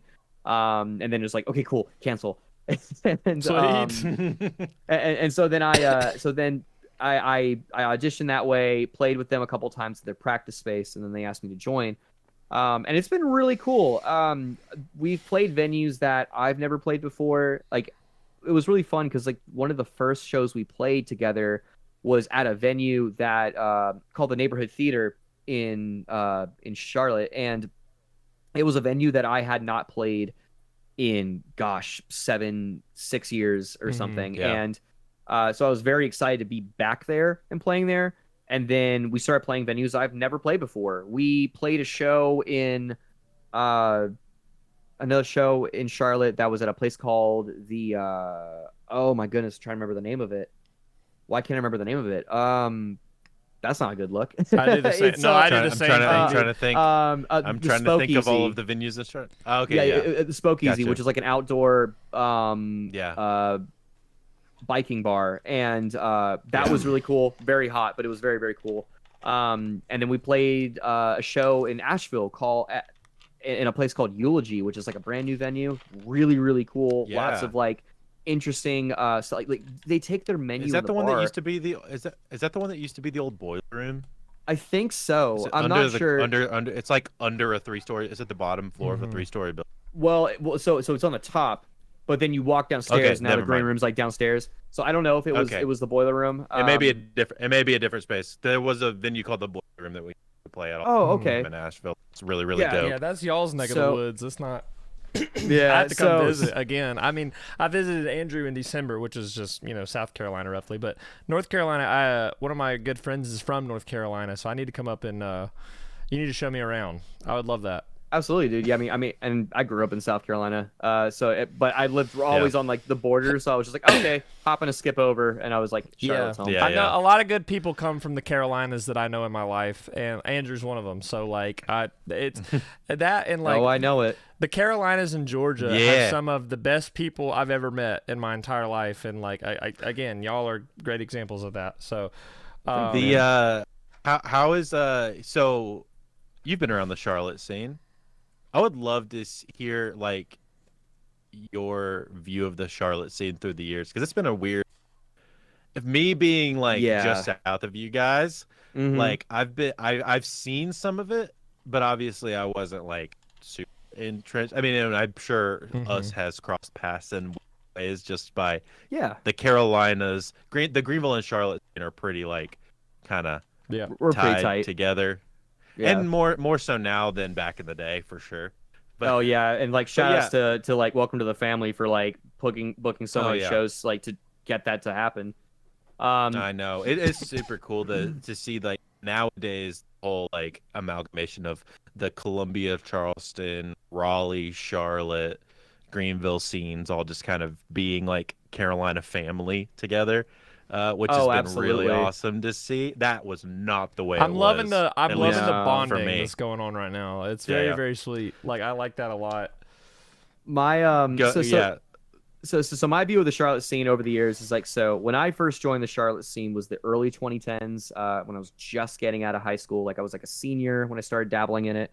And then when I graduated, I started going a lot more, and I joined a band at that time. That's your pop and punk roots coming out. Time. at the time. But during that era of the scene, my view of it as someone who was newer, who was also still a scene kid, who was really into like metalcore, the scene was not very welcoming back then. It was full of a lot of beatdown and hardcore bands that weren't really kind to people. They were very much like tough guys. If you were someone who was scrawny and wore an Askin Alexandria shirt, you'd be targeted.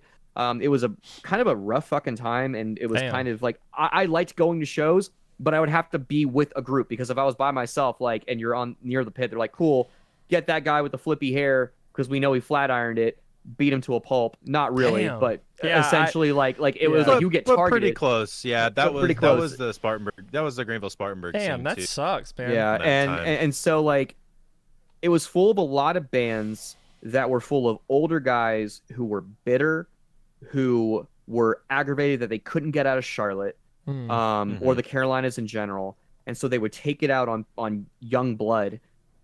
and then a lot of those guys quit their bands and got out of the scene. As soon as that happened, a lot of bands that were in my age group. I mean, I'm gonna be 29 next month, or it is April now, so yeah, next month. Oh wow! So I'll be 29 next month. Happy early birthday, by the way. Thanks, dog. So like, a lot of bands in my age group started to get more presence because we were kind of like the guys left, and so a lot of the people that were in those older bands that were actually chill with people, like you have people like, I mean, I don't know if you guys know Jesse Weaver, there are people that were in those bands that were actually very like, who looked after the younger guys, who were like, that wanted more people to come in. So they were very welcoming, and they kind of like mentors. And so when everybody else left, those guys were sticking around. They were like the big brothers, I guess, right. Of the scene. Yeah. And so then you had like a lot of us kind of filling in the scene. And so then the attitude changed, because a lot of us saw how the scene used to be, where everybody was mean. It was a big old like dick measuring contest. No one cared about each other. No one wanted to support each other. And we're like, that's stupid. That's bullshit. We're not going to do that.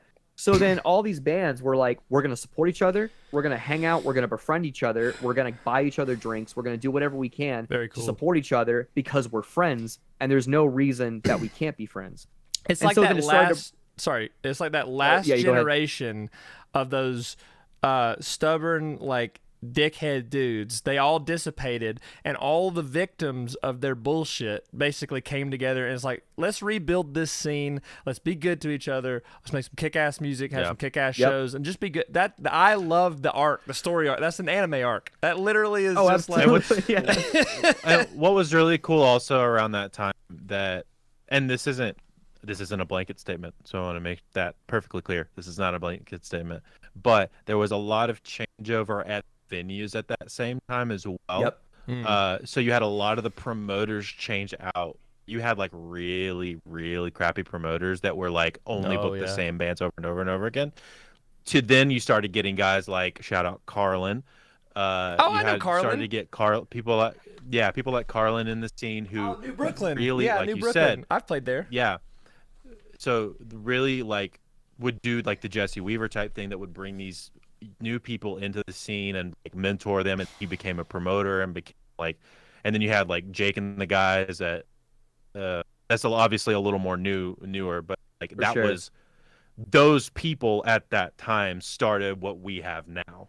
That's awesome. Exactly. And so like as the years went on, in like from like 2016 on, the scene got bigger because people felt more welcomed. We were pulling people in, and people were just starting bands, because why wouldn't you start a band? It was no longer, oh, you're not a beatdown band that's trying to copy Filth or whoever. Chelsea Grin. Yeah, like Lord, okay, you're mercy. like you're not a real band, and so like, and you're not showing up on stage all wearing windbreakers. What are you doing here? Like it was it was no longer that. It was like, dude, if you're making tunes, just get with some friends and have some fun. We'll come out and watch. That's great. And so then it turns this thing where, up until about 2018, 2019, the scene got really, really active, and then that's when Jake and Dylan started. Originally it was called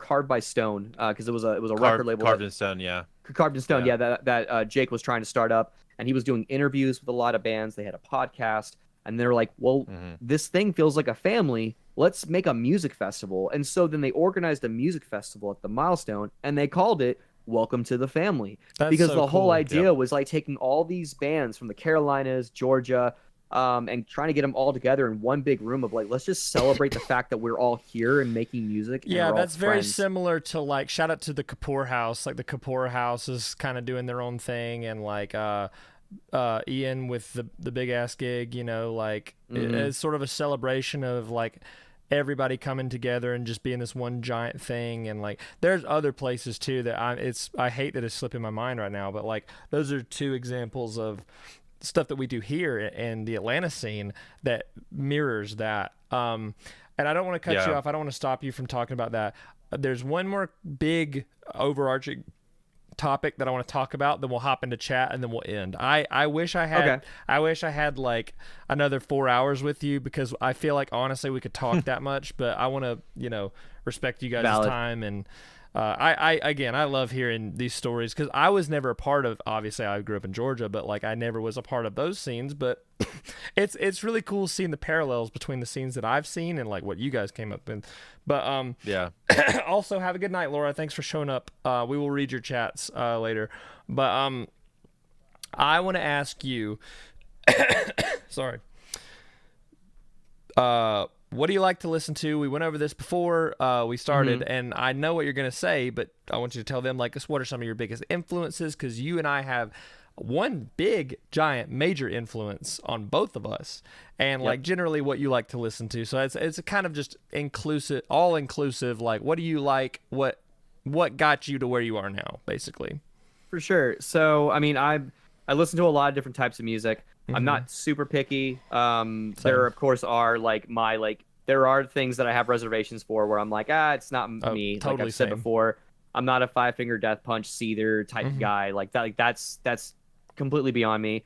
But my favorite band of all time and the band that really got me into music is Yellow Card. I mean, I have a flag behind me, and I've got tons of Yellow Card merch.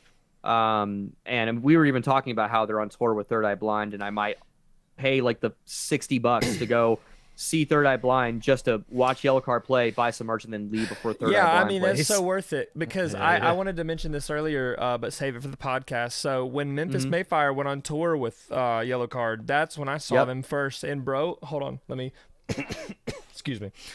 When I say they sounded just like the record live, Ryan Key's voice, it was peak. Like, it was incredible. Oh, yeah. It didn't peak, but it was peak. It was great. And I had a chance we did a meet and greet, and I had a chance to meet those guys, but I chose to meet Memphis Mayfire instead because, you know, my buddy Dylan, he was big into Memphis, and we still are. We still love that band, but like, so I missed my opportunity. I might get another opportunity in the future eventually, God willing.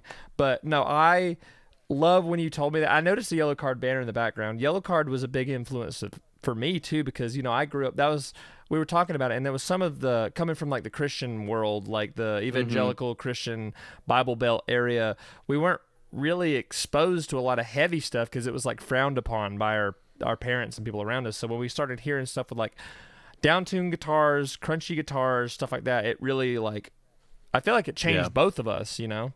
Oh, absolutely. It was a life-changing experience. I remember, well, because like I had said before with Yellow Card, was that, like, I mean, I had never listened to secular music before. I had never listened to something that was like punk influenced or that aggressive. So, because I mean, just the way that everything smacks in, like that big wall of sound that happens during Way Away. My brother played that for me for the first time in his Ford Focus, and he had blasted that ish, and I was like, almost like terrified, but I had such a big adrenaline rush. I was like, I want more of that. That's a great song. So funny is that, like, when I would listen to that song, I would imagine, or not Way Away, but when I would listen to like Breathing, I would imagine in my head like fights between Cloud and Sephiroth because of like the aggression that I was feeling in those songs. But it drove me to like want to like teach myself guitar. It drove me to want to like get into music, and it led to other pop punk bands, which then led to alternative, and then I got to Linkin Park. That is the pipeline, bro. Yeah, then I agree. got into heavy music, and like I was saying before, like then by 8th grade, I was listening to like Cannibal Corpse and Death, and I was like so into those bands.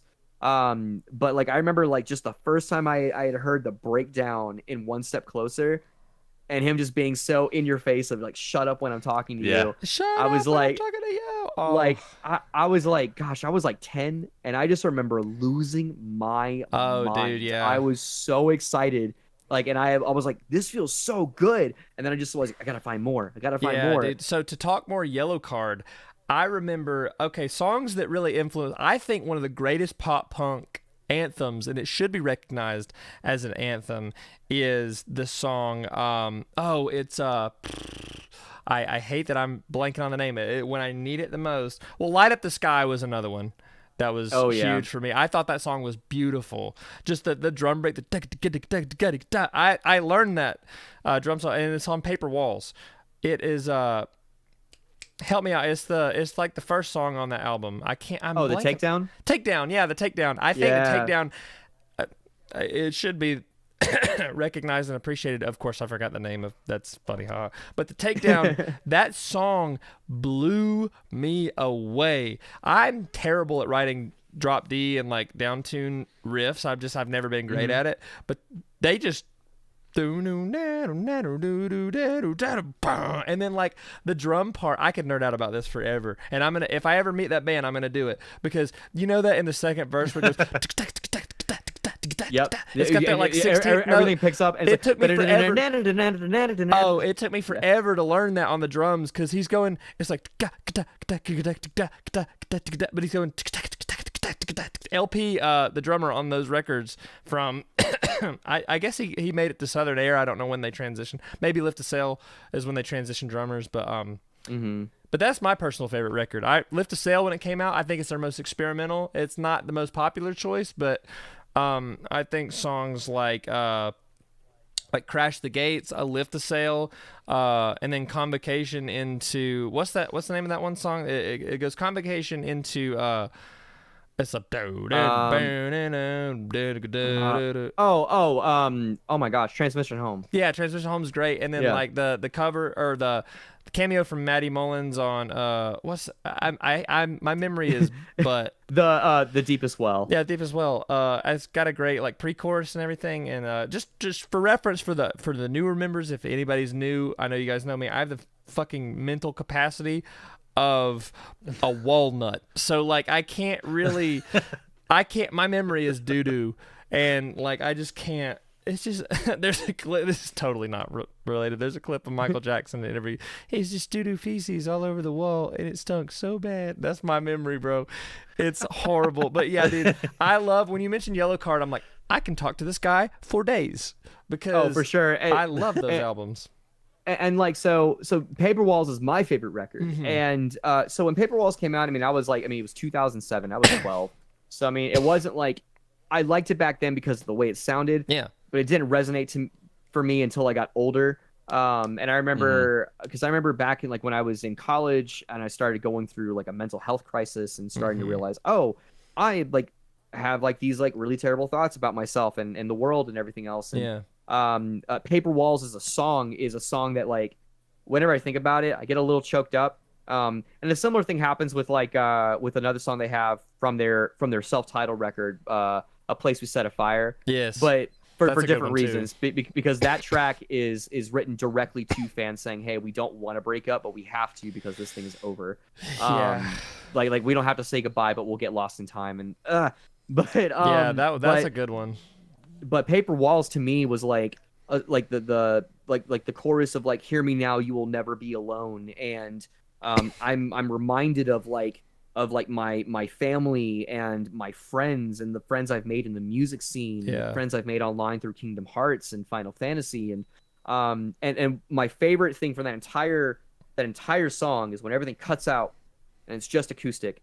And Ryan goes, let's take what hurts and write it all down on these paper walls in this empty house. And when our ink runs out, we'll burn it to the ground. I get goosebumps every time I think about it. That's awesome. Yeah, but that's a great it's just, album. It's so powerful because it's like you take everything that's wrong, everything that you hate about yourself or other things, the things that are troubling you, get it out, and then burn it down so you can restart anew. And I resonate with that so much. I went through a lot of like, not to get on a soapbox, but I went through a lot of transformative stuff in my early 20s where I had to kind of like figure out who I was and like what I believed for myself and what my own identity in terms of just like things like my view on like religion and other things. And and it was kind of stressful. Like it was incredibly stressful because I had known something a certain way my whole life, and now I had to question it and do I walk away from it or do I not? The big deconstruction process of like everything you've ever been taught, everything you ever know. Like I went through that myself. Like I'm 20, I'll be 28 in September, so we're roughly the same age. So we've had very similar upbringings and again, this is for a whole different. I would love to have you back on and just talk about like where we came from and the scenes that we came from and like how different we are now. But so I empathize very heavily with what you went through and how like I have gone through periods where I'm like, I've always known who I was, but like I had to rediscover myself and figure out, like, when it came down to the ways that I dress, how I present myself, what I look like, how I talk, how I joke, how I like interact with people, and like I've gone through periods where I like lost that, and then I had to find it again. So finding yourself through a band or through art, like you have Final Fantasy or Kingdom Hearts or any sort of medium, is a great thing. And I will always Caleb says, how you meme. Oh, dude, I'm a menace. But I have HogChamp because of that, you know? But yeah, he's right. Though it's self-expression, you know, at its core. And I love hearing that from you, and I love hearing your stories about that because, you know, and I'm sure Andrew can also, he's like 1,000 years older than us, but like but he also, like, I'm sure Andrew knows exactly those same feelings of like growing and developing and figuring out your voice. And like, you know, Foo Fighters for me, that's my sound. Like, that's my band. Those are my boys, you know, like that's the band that like, oh, this changed everything for me.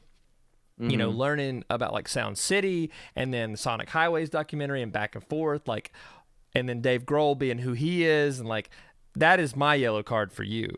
That's the band that like, okay, that's my sound. I found my voice. I found my sound. And then it led me to American football, the Red Hot Chili Peppers. Well, the Chili Peppers came first, but it deepened my love for that band. And I'm a Dave Matthews nerd and a Coldplay nerd, you know, like, I love those bands. And like, I think it is very important to find, I think to wrap a nice bow on this, and then we'll hop into chat, is on a very sentimental note, is like finding your voice and your identity through art and through mediums that you enjoy, whether it's video games, film, movies, food, painting, writing, anything like that, I think is super important to our development as people. And if we don't have that and we don't have something to attach ourselves to, like, I feel like that is, it makes me sad to know that there are people in the world who haven't found that yet. So that's kind of that's my soapbox off of yours. So, but yeah. Well, hey, let's. Do you want to hop into chat, or do you want to call it here and then do chat after? Yeah, let's do that. Yeah. Fuck all y'all listening on Spotify. If you don't come to this live stream, that's your fault. Yeah. Will tell everybody where they can find you if they want to talk nerdy Kingdom Hearts. I've linked your or something like that. I've linked your in the description, and please follow Will everywhere you can find him. He's a sweet guy, very genuine, very great. Yeah, he's great. Tell everybody he's one where of the they greatest. Will is greatest. I'm not gonna get into that. I need to work on that impression. Tell everybody.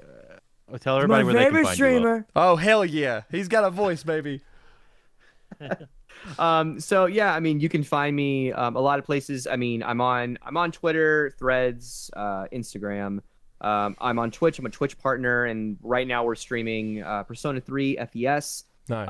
And we'll figure out what we're gonna do after that. I might do a proud mode of Kingdom Hearts 1 because I've actually never done that before. I gotta see that. So, I've started it and I haven't finished it, but I gotta see that. I've heard it's tough, so I might be doing that as well. And all that is under the same name. Hi, my name is Zip. That is ZIPP. I'm also on YouTube. I have some video essays, and I'm working on more. I've actually got one that's about Final Fantasy X that I have started the groundwork for. It's not going to come out for a while, though. I'm waiting until the 25th anniversary to drop it. But I do have a video that did fairly well that goes over the history of Final Fantasy Versus 13, its legacy, how it related to FF13, and it turned into Final Fantasy 15, and then was kind of reintegrated into Kingdom Hearts 3. And I made some predictions there that ended up ringing true because a week later they dropped a trailer for Kingdom Hearts 4 that essentially showed what I predicted. So I was very proud of that. People said I manifested that. I wish I could have like taken credit for that. Yeah. But yeah, there's all that. I'm also, I mean, I have projects I'm working on. There's one that's not announced yet that I'm working on for Charlotte. That's going to be very different from the other projects I'm in.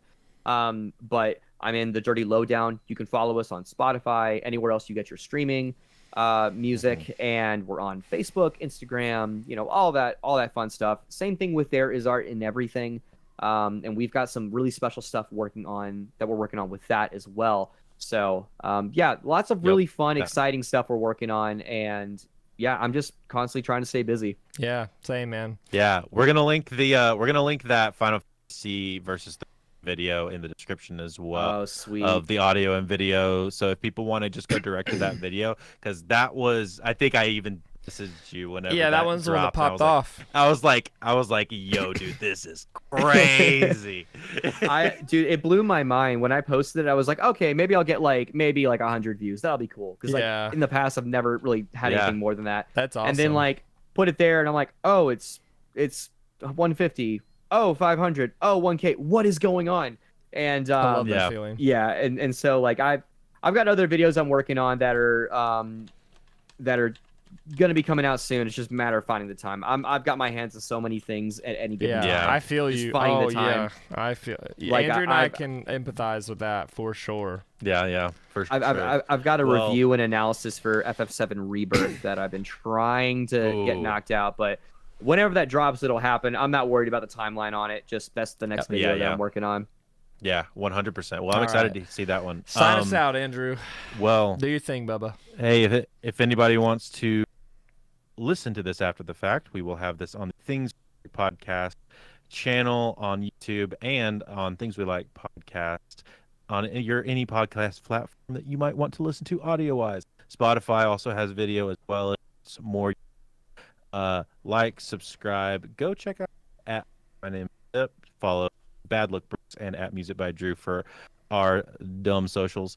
And yeah, Brooks, send us out. Happy baby. April Fool's Day, you bastards. Happy birthday, Gadiel. I love you. Yeah, there we go. Amazing. All right. Amazing episode. So my buddy Gadiel, again, we play music together. He's a cool guy. Today, he is one of the silliest dudes I've ever met. And it is so fitting that his birthday is April 1st. So April Fool's Day. All right, let's scroll through this chat. We got chat was popping off while we were talking. Yeah, they were great. I love that. So Laura, that is, again, Chloe's mom. I knew her as Socks with Stripes forever ago. Chloe's mom wrote me this really sweet letter, and I got it at Anime Weekend Atlanta, which I'm sure you've heard of. Of course, AWA. AWA is great. It's my favorite con of all time. So they gave me that. I still have it. It was incredibly touching, and it was really sweet. So we love her. I can finally let that out, thank God. Angie said another one of their favorite games is Shadow of the Colossus, which I'm going to stream that very soon, I think, actually. Last Guardian is also in the same vein of like... Brooks has never played Shadow of the Colossus. I have, actually. Yes, I have. Okay. I have, but I haven't played... have you? I thought you said you had never. Oh, my bad. That was probably miscommunication for me. But I have played it. I played it on the PS3, but I have the PS4 remake. So you're probably also going to like it a lot. So that one has like the coins and everything, right? Where it's the extra collectibles, but I don't know which version has which. Like the lizards. Yeah. There's something really cool that they did in that, and I'm not necessarily this isn't really a spoiler necessarily. But there was some stuff that was happening, or not stuff happening. Sorry, I'm like double multitasking. But there was, in the original game, there was a lot of stuff they wanted to do with it. They actually had, I think, like another 12 Titans or something that they wanted to add to the game. But at the time, like, there was just no way they could have done it.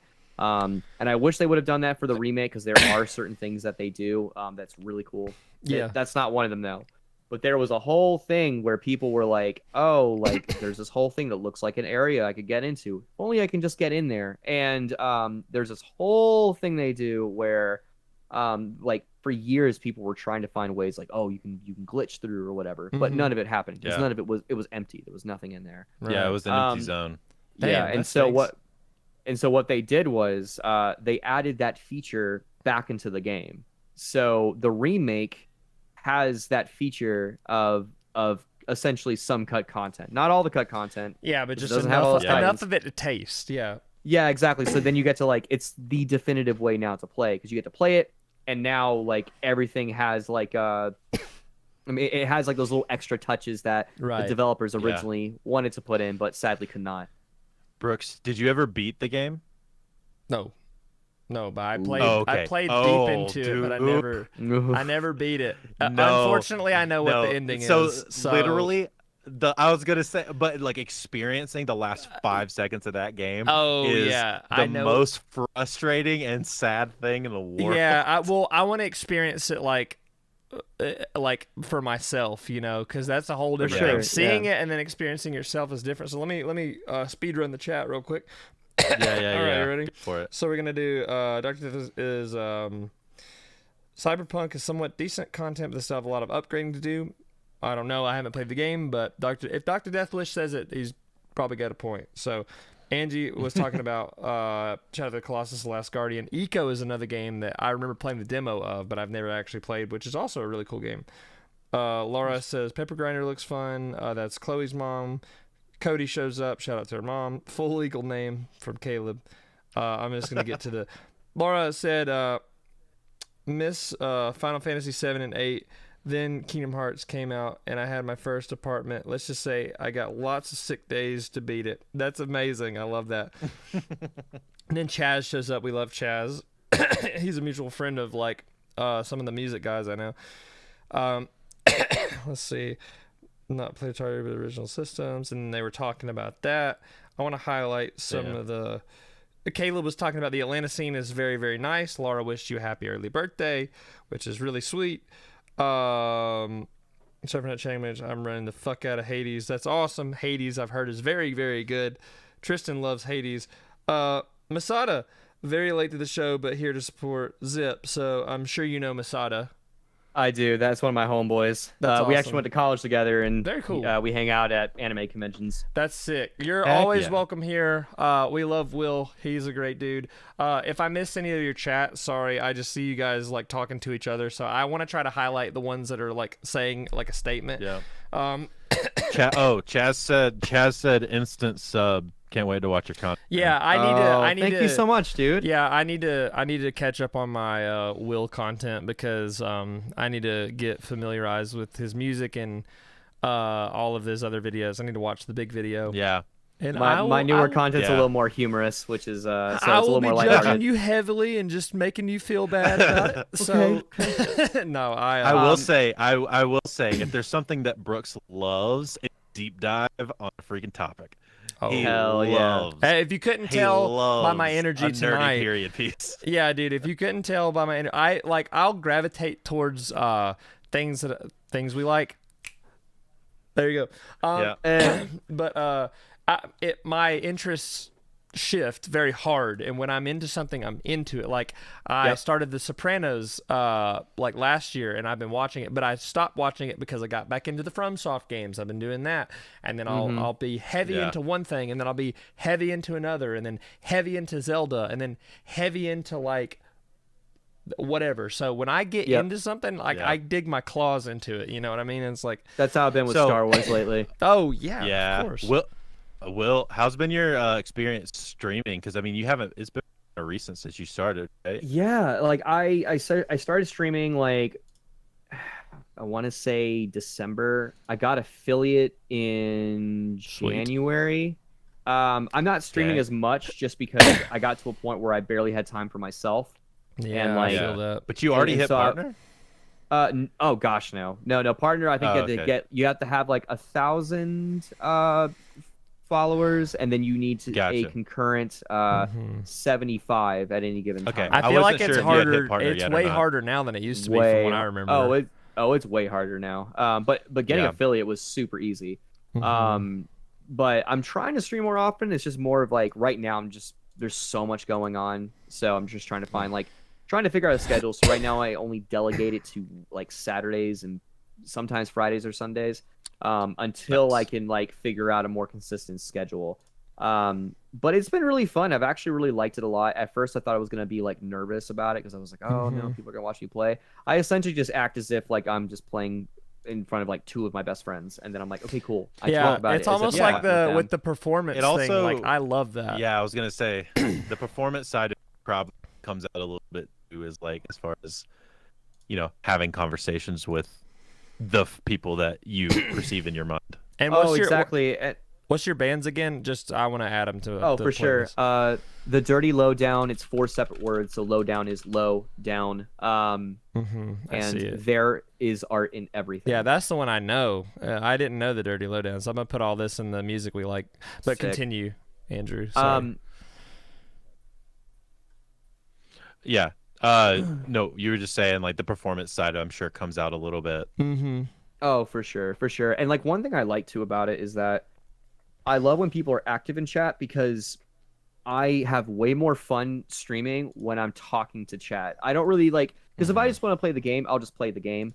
But like the thing that I really like, just because I'm a very social person, and if it's not obvious yet, I'm a chatterbox, and so I love chatting with people, and I love like I mean, and that's where I pull all the shorts I get from my VODs, where I just go on little mini rants because like people ask me a thing and I go, oh yeah, dude, that thing fucking sucks, or that thing's fucking awesome. And so I just go back and forth like that, and I'll go into a whole ramble, and then I go, cool, how can I chop this into 60 seconds? Yeah, I do that. I had to learn that. So I've done a lot of shorts over in my day, but like I had to learn the whole pacing thing. I had to learn what's important. It could be 32 seconds, it could be 59.59, which is like the YouTube limit is like 1 minute. So if it goes past 1 minute, it won't put it in the short shelf.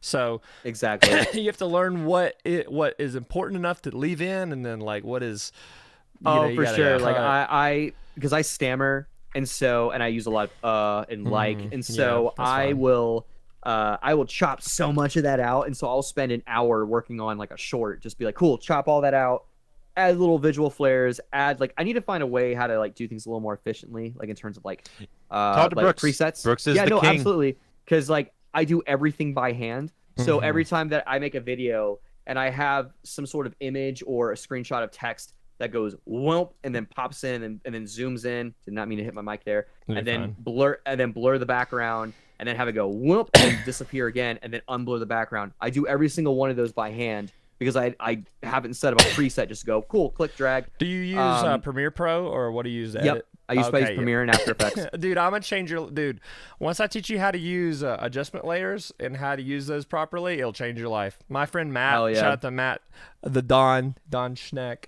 He's my editing guru. He's taught me. I've learned a lot from a lot of great people. So same with like Slippy and the other boys that edit. Even people like Tavi and Culpa and King Corfish. I mean, Ryan, and Frank. Carthu edits. Carthu is a beast. Edits his he own is stuff. amazing, and he has other good editors too. I feel like you would love Carthu. Actually, oh yeah, he just hit 1 million subs. So congrats, Carthu, for 1 million subs. Congrats, Carthu. He's he hit it on his DBZ channel. Is that what you said? Oh yeah, he hit it on the Carthu's DBZ Dojo, channel. So yeah, it's the DBZ channel. Yeah, yeah, dude. So he does DBZ content stuff. It's so good. He is a wizard. Like I'm not a big Dragon Ball guy, just because like I got into Naruto because like Dragon Ball is more my older brother's thing. But like I love like if it's engaging enough, I love it. I would love if you guys like could link that to me or something, so I could like watch his content. Yeah, dude. Unrelated. Kind of going back a lot of period piece stuff. Hell yeah. Unrelated. Just kind of going back to like Kingdom Hearts and Final Fantasy. Do you guys want to know 2 little like fun facts about the folklore around like the origin of the 2 games? Please. And then we'll end the stream afterwards. So I think that's a great way to conclude. Yeah. Tonight. So I'll tell you the folklore, and then I'll tell you what actually happened. So first of all, Kingdom Hearts. The whole idea that people said, because of course everybody knows that Disney's Tokyo office and Square Enix's office were right next to each other in the same building. The story goes is that 2 executives were in the elevator together, and they go, hey, we want something kind of like Mario. We want to use Mickey Mouse. Let's make something like that. And then apparently that's how it happened. So that's actually not how it happened. So I need to know this. So that part did happen where 2 executives talked. I'm trying to remember the executive's name. He retired. He was a really big part of the Kingdom Hearts series for a long time. Every time I think about it, I want to say Kishimoto, but that's Naruto's mangaka. That's a completely different guy. So an executive from Disney and then him, who was the producer for Kingdom Hearts, were in the elevator, and they're like, that'd be a cool idea. And so then the Disney executive was like, yeah, that would be a cool concept. Maybe we'll figure something out. They misinterpreted it and immediately started working on it without Disney's permission. Oh, that's even better. And so what had happened was that at the time, the CEO was Michael Eisner for Disney. Yeah. He was in Tokyo visiting for a board meeting. And so he goes into that building saying, and then they're like, oh God, like, so Square runs up to the executives that they had talked to, like, dude, we have this whole thing here. We're so excited to show you guys what we've worked on. And they're like, the fuck did you just do? Like we haven't gotten approval for this. Eisner's gonna have a fit because you're using his IP. They're gonna sue you. Essentially. And so then they go, okay, this is what we're gonna do. We're gonna take the clips that you have. We're gonna include them in the board meeting and tell him that we have been working on this. And if we get Eisner's approval, then that means it's a good to go, and that's the only approval we need, and we can go through with it. So Eisner is in because like a lot of video games were being made over there. Eisner is in this boardroom with like Disney Interactive, and they're like, so what's going on with some of that video game stuff you guys are working on? They go, yeah, so here's this thing, and they show a trailer for the original build of Kingdom Hearts, and Eisner goes, looks good, keep it up. And then that was their approval, like, we're good to go, we're good to go. And so then they're like, cool. And so then they built the rest of the game, and then they start pitching more stuff because like they had approval from Eisner. So Michael Eisner is the reason that I'm a fucking moron. Okay, that makes sense. Exactly. Another reason why Michael Eisner is so fucking based. Like that's the reason that our generation has brain rot is because Michael Eisner just didn't pay a lick of attention. That colors everything. Okay. So that is essentially of how Kingdom Hearts happened. That story about the elevator pitch is true, but it didn't like start there necessarily. That wasn't like the end all. It was the end. Yeah. It snowballed into this thing where they're like, oh fuck, what are we gonna do? Oh wait, never mind. Let's just slip it in. All right, cool, we're good to go. There was other shenanigans. Imagine if it had shit. Imagine if it just shit the bed, failed totally. Because it feels like an Always Sunny episode, honestly. And then Donald ends up casting Zeta Flare, which like only a handful of the strongest mages in Final Fantasy have ever casted. And Bahamut can't even cast it. And it came out of the wand of Donald fucking Duck. There was a thing. It killed him almost. Like there is I feel like this is spoilery for FF16. Fuck it. So there is something that happens in FF16 where the cutscenes will happen, but when characters cast spells or whatever, it'll still show above as if like they're actually casting it in combat, the name of the spell. And I remember I was playing FF16 and something happens and I see Zeta Flare. I'm like, they fucking didn't. They fucking did it. Like they finally made another character who can cast it who's not Donald Duck. So the Final Fantasy story is that the whole idea was like, oh well, Squaresoft was on their last leg. They were going to foreclose. Sakaguchi was like, I'm going to make one final game and then go back home and everything else. And if this doesn't happen, so I'm going to call it the Final Fantasy because this is my last chance. Yeah. That is the folklore, and it's only partially true. Squaresoft was on the verge of bankruptcy. Sakaguchi was going to leave game development and go do something else if it didn't work. However, the whole reason they call it Final Fantasy is not because of some like grand story of like, this is our last chance to get this done. It was because it sounded nice in Japanese. So originally, so they really loved alliteration over there. Yeah. And so the FF has like I think it's like FU, which I could be doing that incorrectly, but like it's very pleasing to the ear and fun to say. And so originally they were going to call it Fighting Fantasy. That's true. However, at the time, I think there was a board game or some sort of strategy game that already had that name. It was copyrighted. They couldn't use it. So they're like, cool. Well, what's the other thing we can do? Final Fantasy? That sounds cool. Cool, we'll do it. Cool. We're about to be bankrupt. That makes sense. Exactly. And so that's where they got the name. But what was fun about that was that after they did that, they kind of created this philosophy behind the name, because it was like, every game is a one-shot thing. Every game, we pour everything we've got into it, every idea. We no holds barred. We don't leave any room for sequels. We make the game and then we start from scratch again. So it played into the idea of Final Fantasy. But Final Fantasy got its name because they were like, we needed something that was with 2 Fs because Sakaguchi had an interview and he was like, yeah, dude, I would have named it anything so long as it had Damn, FF that would have in it. been crazy. It's just fucking funky fantasy. Funky fantasy. Oh yeah, fucking fucking fantasy. But dude, that'd be a way Yeah. different series. Yeah, Dude, and that's have one you of the played the new reasons Funky too- Fantasy 13? Funky edition.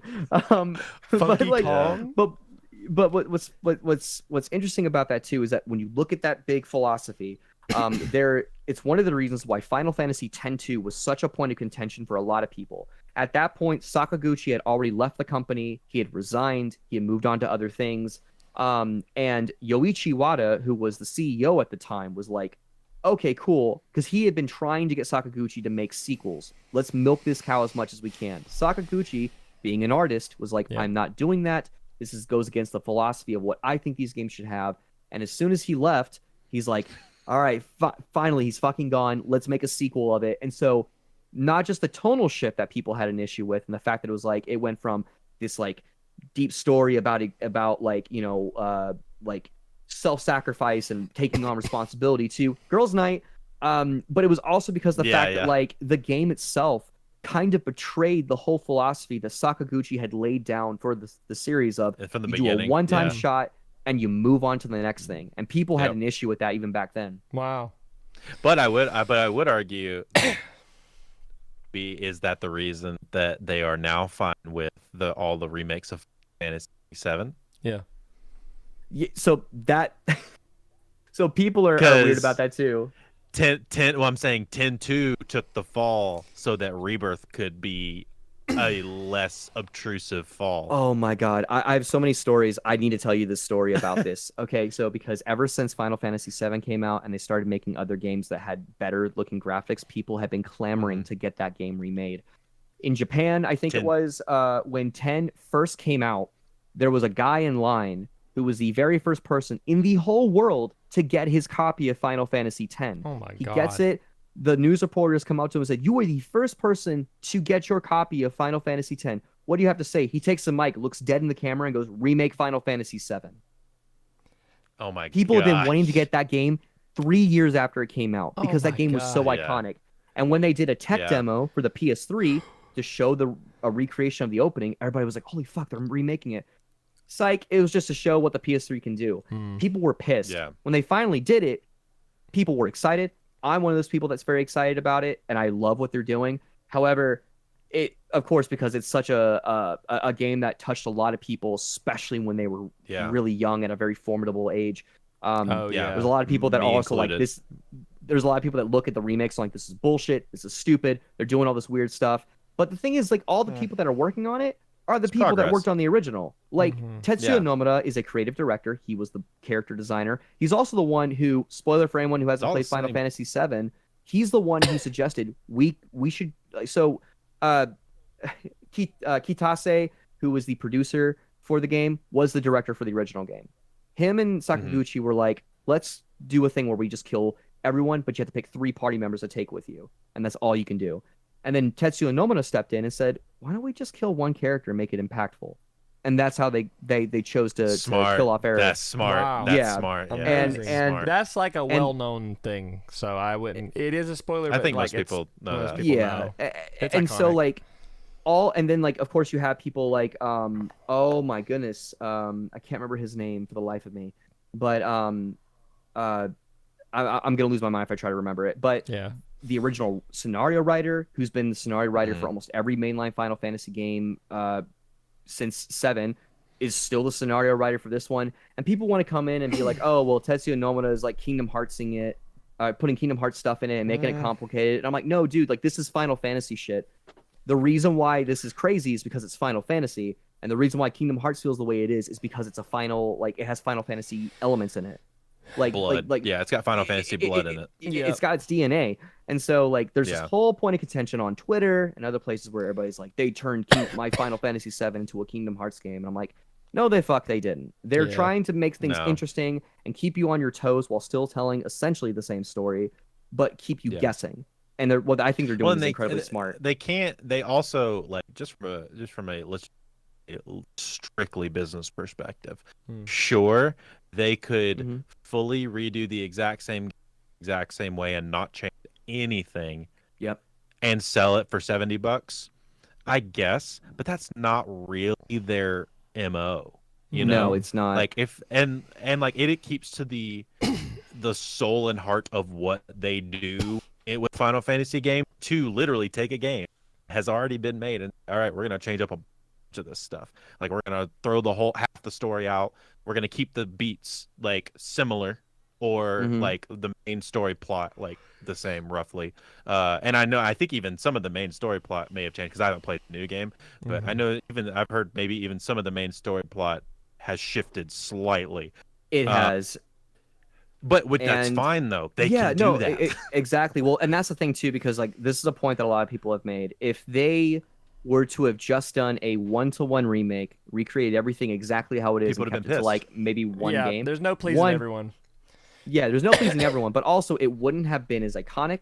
Yeah. It wouldn't have been as much in the conversation. People wouldn't have cared as much about it. The fact that they've changed things up and made it dramatic enough to where it's still Final Fantasy VII, but there's a lot of things in it where they're taking things from the compilation and reintegrating them so that everything feels like complete, or changing up how the order in which things happen. Because you don't go to Wutai in Final Fantasy VII Rebirth. They said that right from the bat because they're like, we're gonna put that. Red. You don't get red until like disc 2 or end of disc 1. Well, because that's the thing is it's like because like there's all these things that they're doing to change up how it's played while still like I said, like kind of holding to the idea of Final Fantasy VII. And what I like about it is that people who have never played Final Fantasy VII can play this game and still appreciate it, though there are pitfalls with it. However, people who have played the original, who know absolutely everything that happens, can play through this and they go, I wonder how they're going to do this, or That's cool. I wonder if they're going to do it the exact same way, It's or just if they're going to switch additive. it up. You know, it's not taking away from the original. It's adding something that may or may not be different, and I think that was their goal. So I hate to cut you off here, but you good, man. You good? I literally could listen to you talk about this for weeks. I want to say one thing. Yeah. I want to say one thing, and that is, no, it didn't. Oh no, we reconnected. Sorry guys. Sorry. In your thought, please. Okay. It fixed itself. We'll end stream on this. We'll end stream on this. Is that full name is Donald Fauntleroy Duck. Hell and that is the strongest character. Fauntleroy. I love it. Well, I'm really glad that we had this conversation. I'm glad that you were our first guest, Will. Yeah. And I'll be keeping in touch for sure. I'll be bothering you and pestering you. Maybe tomorrow. Also, Novice, we're just ending, but thanks for showing up. I do appreciate that. I'll post this Friday. Novice. Thanks, Chaz. Check out Will, check out Andrew, check out me again. We love you guys. Yeah, we'll see you Novice, guys. It'll be the VOD will be on the Things We Like channel. So I appreciate you. So love you guys. Love you, Will. Love you, Andrew. Love you, Brooks. Oh, that's me. All right. We'll see you guys next time.